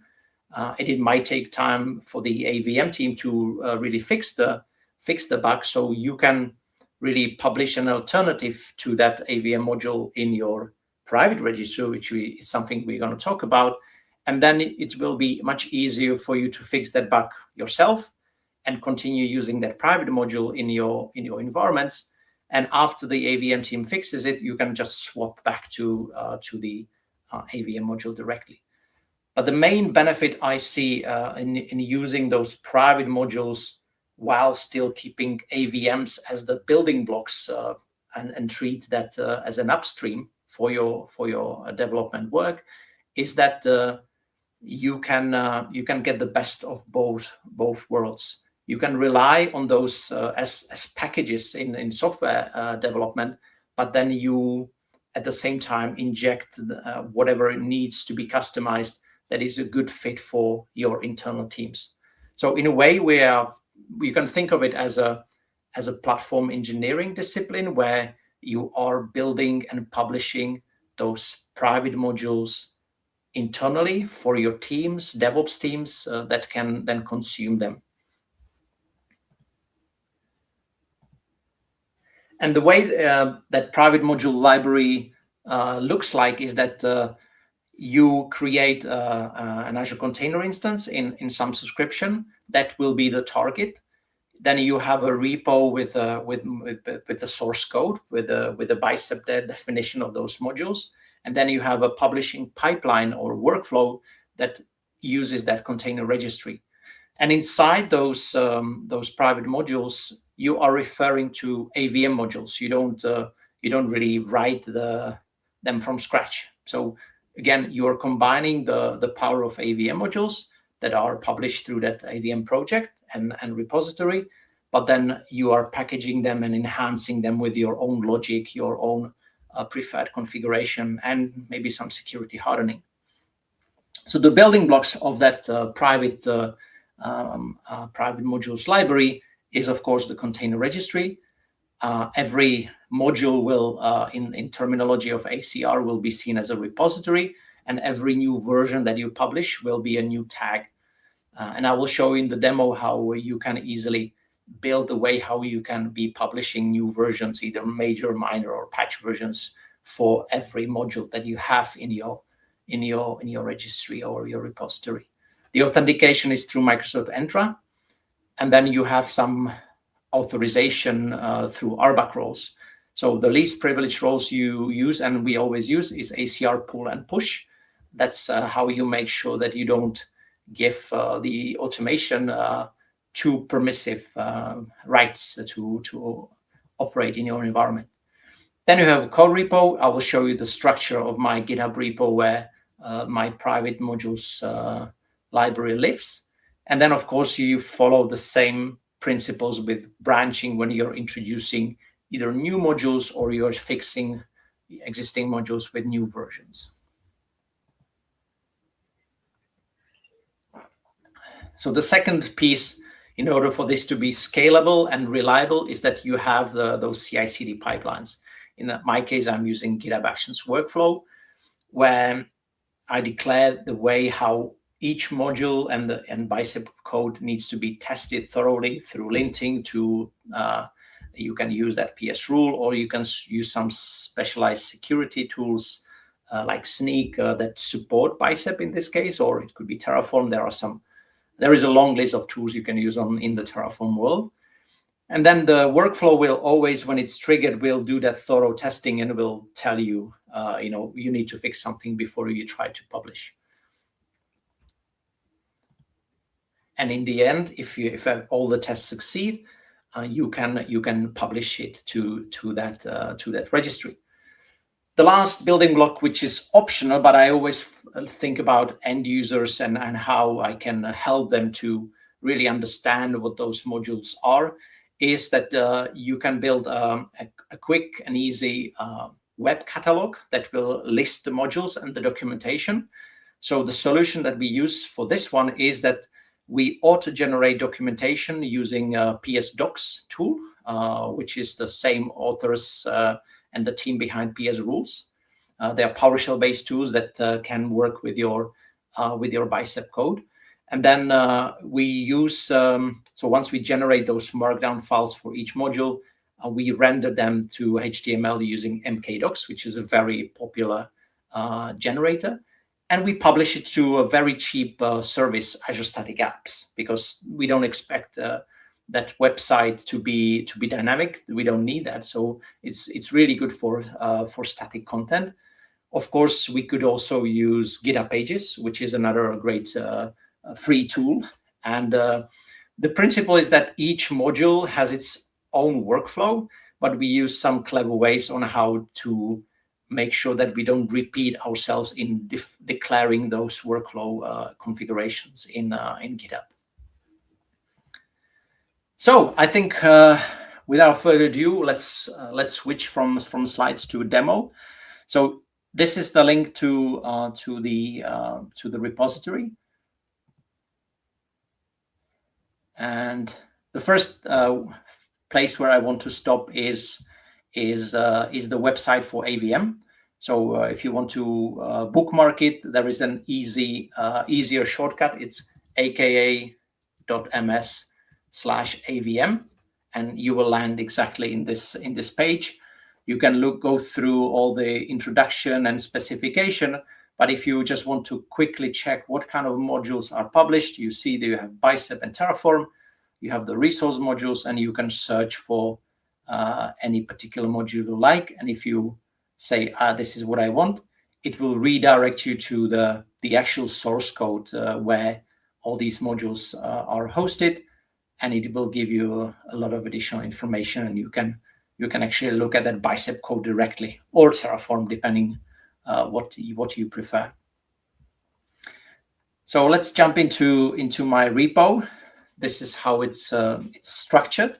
So first of all, I have infrastructure directory where I use Bicep, of course.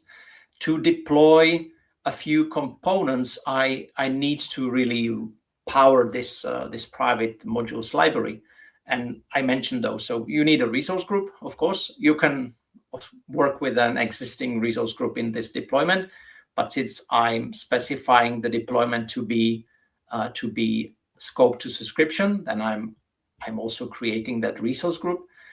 And then I need two additional things. I need that container registry. So here I'm calling an AVM module, the public registry, and an AVM module there. And I'm doing the same, but this time it's for that Azure Static Web Apps. So I have both components living in a subscription. And that infrastructure deployment has its own representation in deploy private modules library components. So you can see there is a pipeline that simply validates that Bicep code and then deploys it to Azure with help from secrets. I pasted into the repository configuration, and behind the scenes it's using a managed identity with OIDC federated credentials. So I don't actually store any secrets or passwords directly in GitHub. It's these are just references to tenant ID, application ID, and subscription ID that I'm targeting. So it's very secure.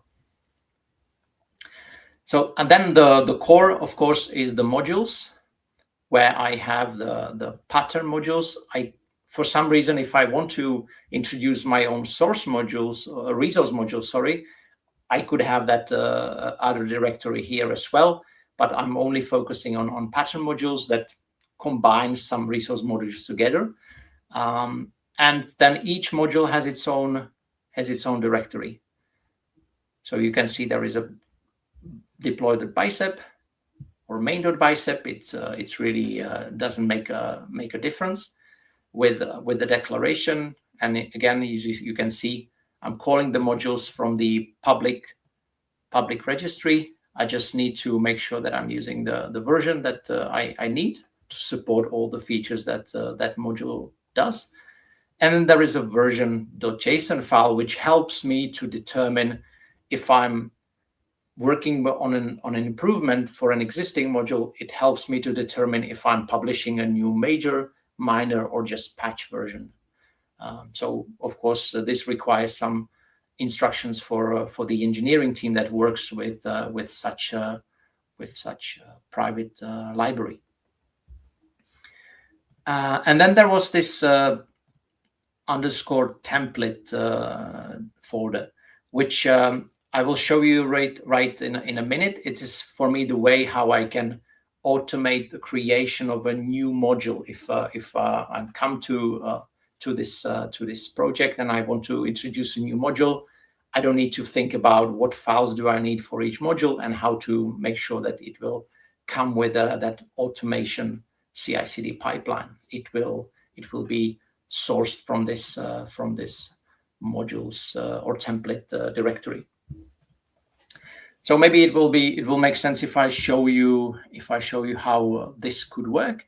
So with every good development work, I should start with an issue. So new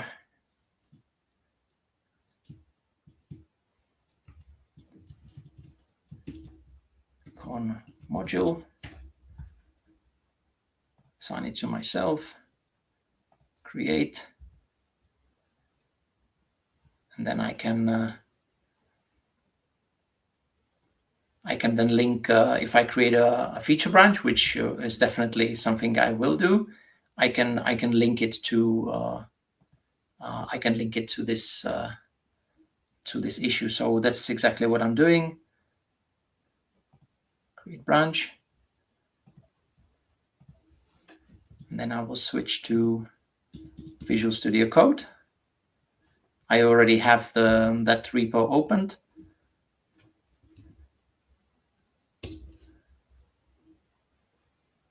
Yeah, and I'll now switch, hopefully in a minute. Now I should be switched to that feature branch. Right. So then the first step after I make sure that I don't work with the main branch, because there should be, of course, a protection rule that will prevent me to commit and push directly to the main. There should be always a pull request. I will run a script that I have stored in the scripts, which is new private module. We don't have time to go through the entire code. It's 70 lines, but you will be able to explore it yourself. So I will just run new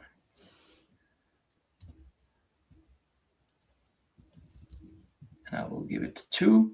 So I'm specifying the name of the module. It will obviously follow it and create a directory or a folder with that name. And its a module type is pattern. So what happened after I ran the script is that it created a new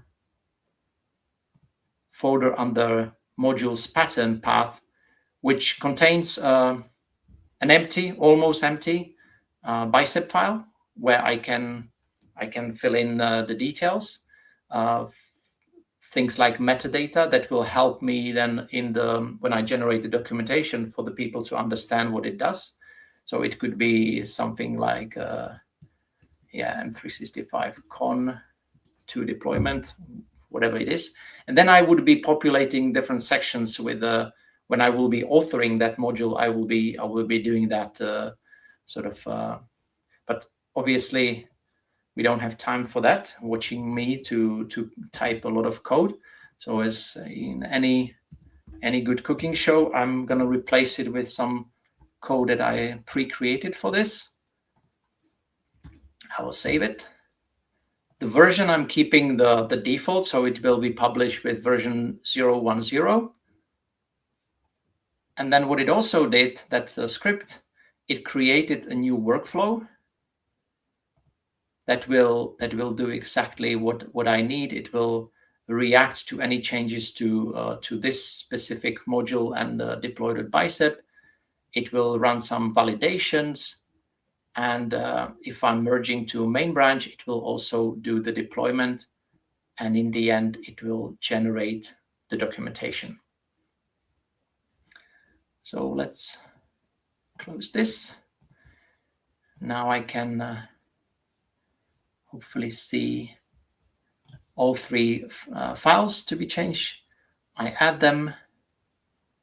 I'll use GitHub Copilot to suggest a commit message, which I love.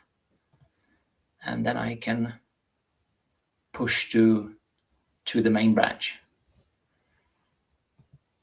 Now, if I come back to the repo, it should suggest that I have a new content. So I will just quickly add this pull request.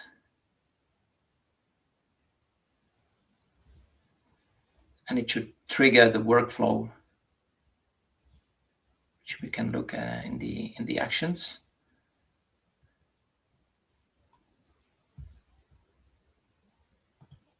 Might take some time.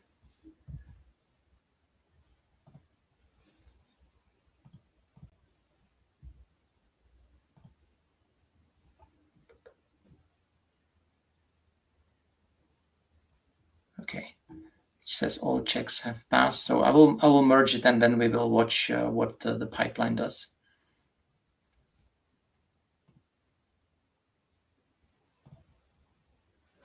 Yeah, as you can see in this GitHub workflow, I have 3 jobs that are linked together.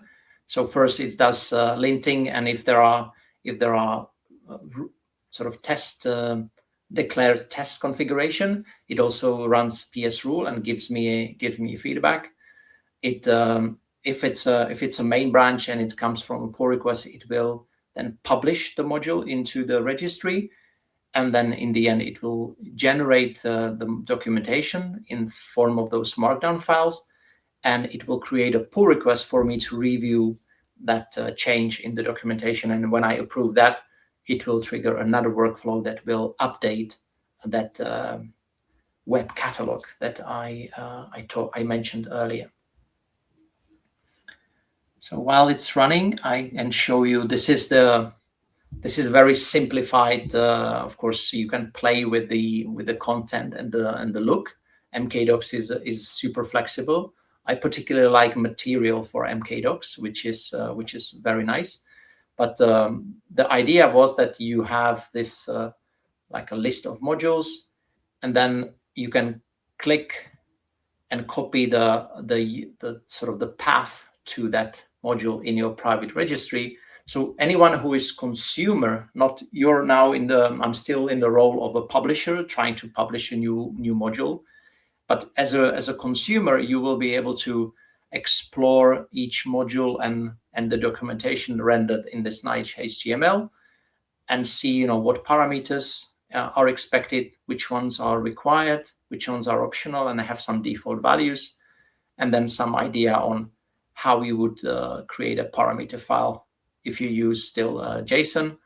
Of course, it would be nice if it also shows the bicep param version of the same. And here in Azure, we can go inside and try to see if I have. Yes, I can already see that the new module has been published. So it went through all the way. So here I see that there is 0.010 version already available. What I now need to do is to go back to pull requests and review the changes that the other workflow for documentation generation did.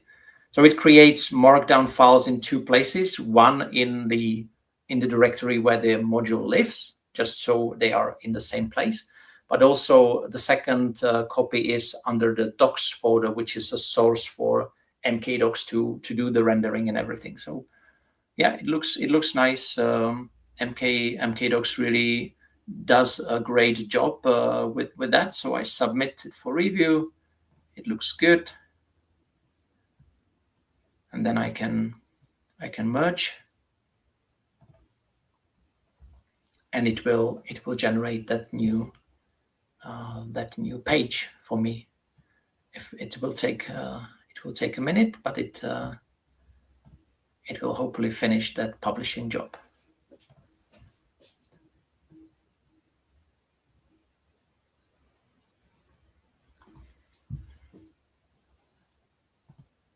Right.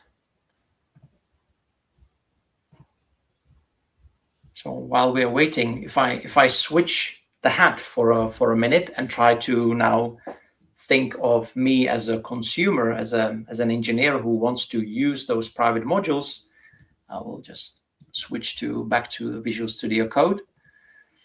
All I need in my project, in a blank repo where I will be probably creating infrastructure directory with deployed bicep.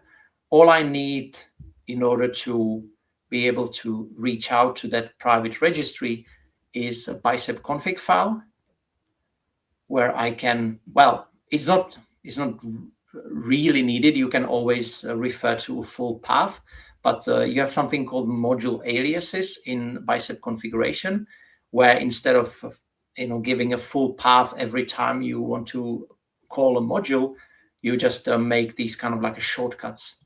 So you can then call REST modules registry, and it will know that it goes to modules.res path, and then you just append the module name and the version or tag.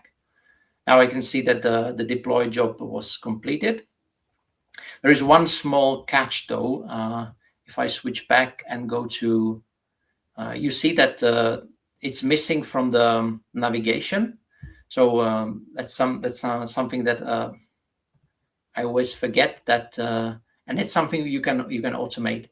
But in mkdocs YAML file in the configuration, you see you have this navigation section where in order for you to add that new module to the navigation, you would need to introduce a new line and point to the markdown file.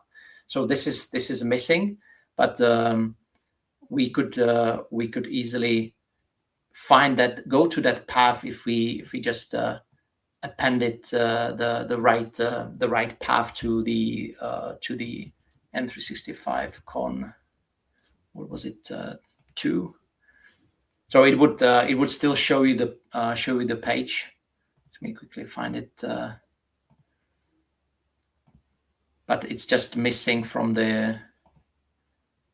It's missing con 2. It's missing from the navigation. M365.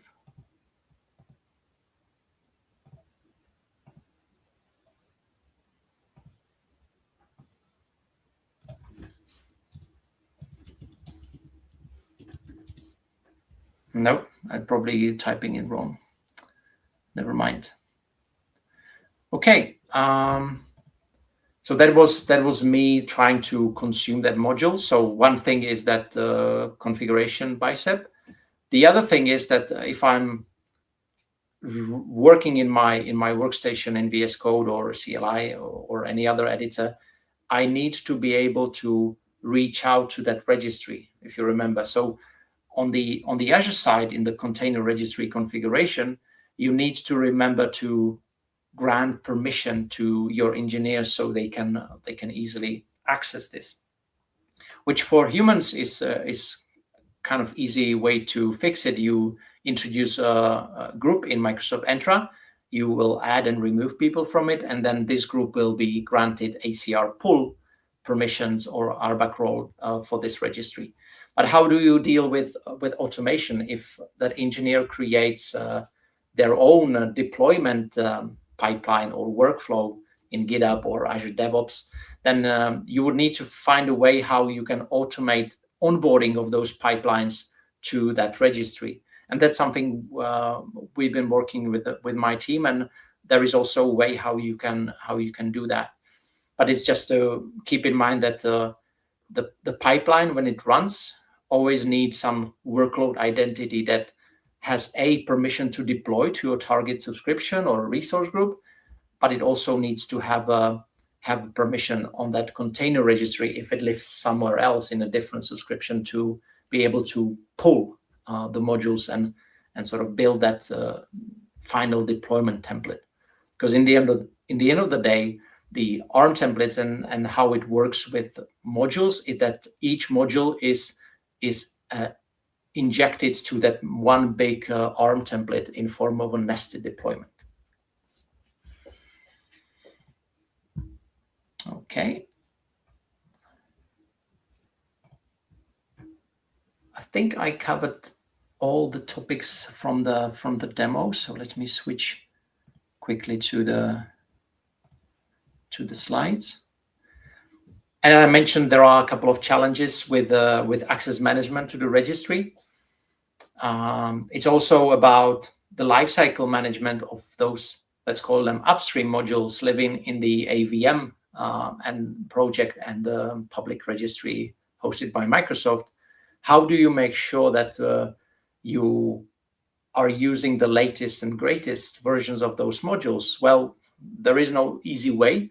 You would need to have some automation that will inspect whether there are newer versions of the modules you use. There are some ideas about using the PandaBot in GitHub to scan that particular GitHub repository and check for new versions and inform you about those. But whenever you bump the version in your bicep code from the AVM modules, you should always thoroughly test it, because some of the changes might be sort of breaking. So you need to make sure that you are fulfilling the contract requirements from that new major version of that AVM module. And then once you do that, once you sort of update that, you of course need to republish your module in that private registry to make sure that people can leverage it. And then the last thing I will mention before we open the Q&A is that, as I said, all the modules in the end of the day are nested deployments inside one huge, potentially huge ARM JSON file. And as you probably know, ARM API has certain limits when it comes to the size of the ARM template that you can send it to it. So there were some cases where in our project we hit that limit, and we had to do some clever workarounds to make sure that we don't hit it again. Things like size limits. That template, that file needs to be below, what was it, 4 megabytes? Resource definition, template size, 4 megabytes. So it needs to be below 4 megabyte size. And of course, in the sort of software engineering world, when you're consuming any public packages from NuGet or other places, depending on your software development language and framework, you think of it as a dependency. So there is this software supply chain question about security, but as long as you trust Microsoft and you can trust and validate, because they publish those AVM modules openly, you can inspect that code, you can inspect and get maybe inspired about that testing framework they use and how they thoroughly test it. I think you have that, you can have that confidence, and you have support guaranteed for AVMs. So I will stop just by showing this last slide about the resources. So aka.ms/avm, that's the landing page for Azure verified modules. And if you haven't used Bicep before and you feel intrigued, then the second link is to a place in Microsoft Learn where you can start learning Bicep from the foundational to more advanced scenarios and topics. And the last link is pointing to the repository that I was demoing. So please feel free to explore and see how this could work. Okay. I think. Yeah. Thank you, David. Really, really cool overview. One question. What are the common pitfalls when mixing Azure verified modules with organization-specific modules? So I haven't come across many pitfalls because the AVM modules were specifically designed to be super flexible. So you don't find an AVM resource module that would have some kind of hard-coded values. They give you, like, they expose. If you think about a resource like a storage account, it has 15 properties. So they exposed majority of them to you. So you can still, when you're consuming that AVM module in your private module, you can still address all the properties, but you might want to deliberately hard code some standard that is internal to your organization in that private module. So either you abstract, so your consumers don't really need to think about all those properties like sizes and locations and everything, or you just want to make sure that they don't make silly mistakes and provide insecure configuration for those resources. So that's how you can shape those private modules in your own way based on your standards. Yeah, thank you. So I think really, really impressive overview. Our next speaker is Aro Shukla. Secure your Copilot Studio deployments in nearly 9 minutes. I want to thank you, and we see you soon. Bye-bye. Thank you. Thank you for the opportunity. Have a great weekend. Bye-bye. Bye-bye. The Microsoft ecosystem is evolving faster than ever. Copilot, Power Platform, security, modern work, Azure AI, new features every week, new opportunities every day. But learning is scattered. Events are expensive, limited, and difficult to access. That changes now. Welcome to M365 Con, the world's largest online Microsoft 365 convention. 2 powerful weeks, 1 week of workshops, 1 week of free global talks and keynotes. Build your own learning path with expert-led workshops.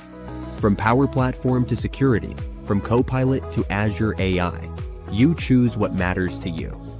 Then join over 60 free sessions with most valuable professionals, Microsoft trainers, architects, and innovators from around the world.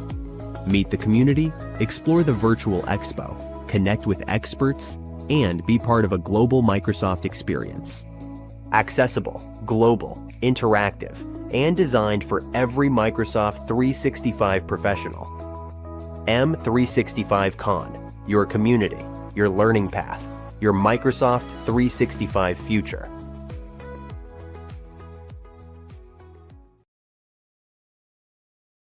The Microsoft ecosystem is evolving faster than ever. Copilot, Power Platform, security, modern work, Azure AI, new features every week, new opportunities every day. But learning is scattered. Events are expensive, limited, and difficult to access. That changes now. Welcome to M365 Con, the world's largest online Microsoft 365 convention. 2 powerful weeks, 1 week of workshops, 1 week of free global talks and keynotes. Build your own learning path with expert-led workshops. From Power Platform to security, from Copilot to Azure AI, you choose what matters to you. Then join over 60 free sessions with most valuable professionals, Microsoft trainers, architects, and innovators from around the world. Meet the community, explore the virtual expo, connect with experts, and be part of a global Microsoft experience. Accessible, global, interactive, and designed for every Microsoft 365 professional. M365 Con, your community, your learning path, your Microsoft 365 future.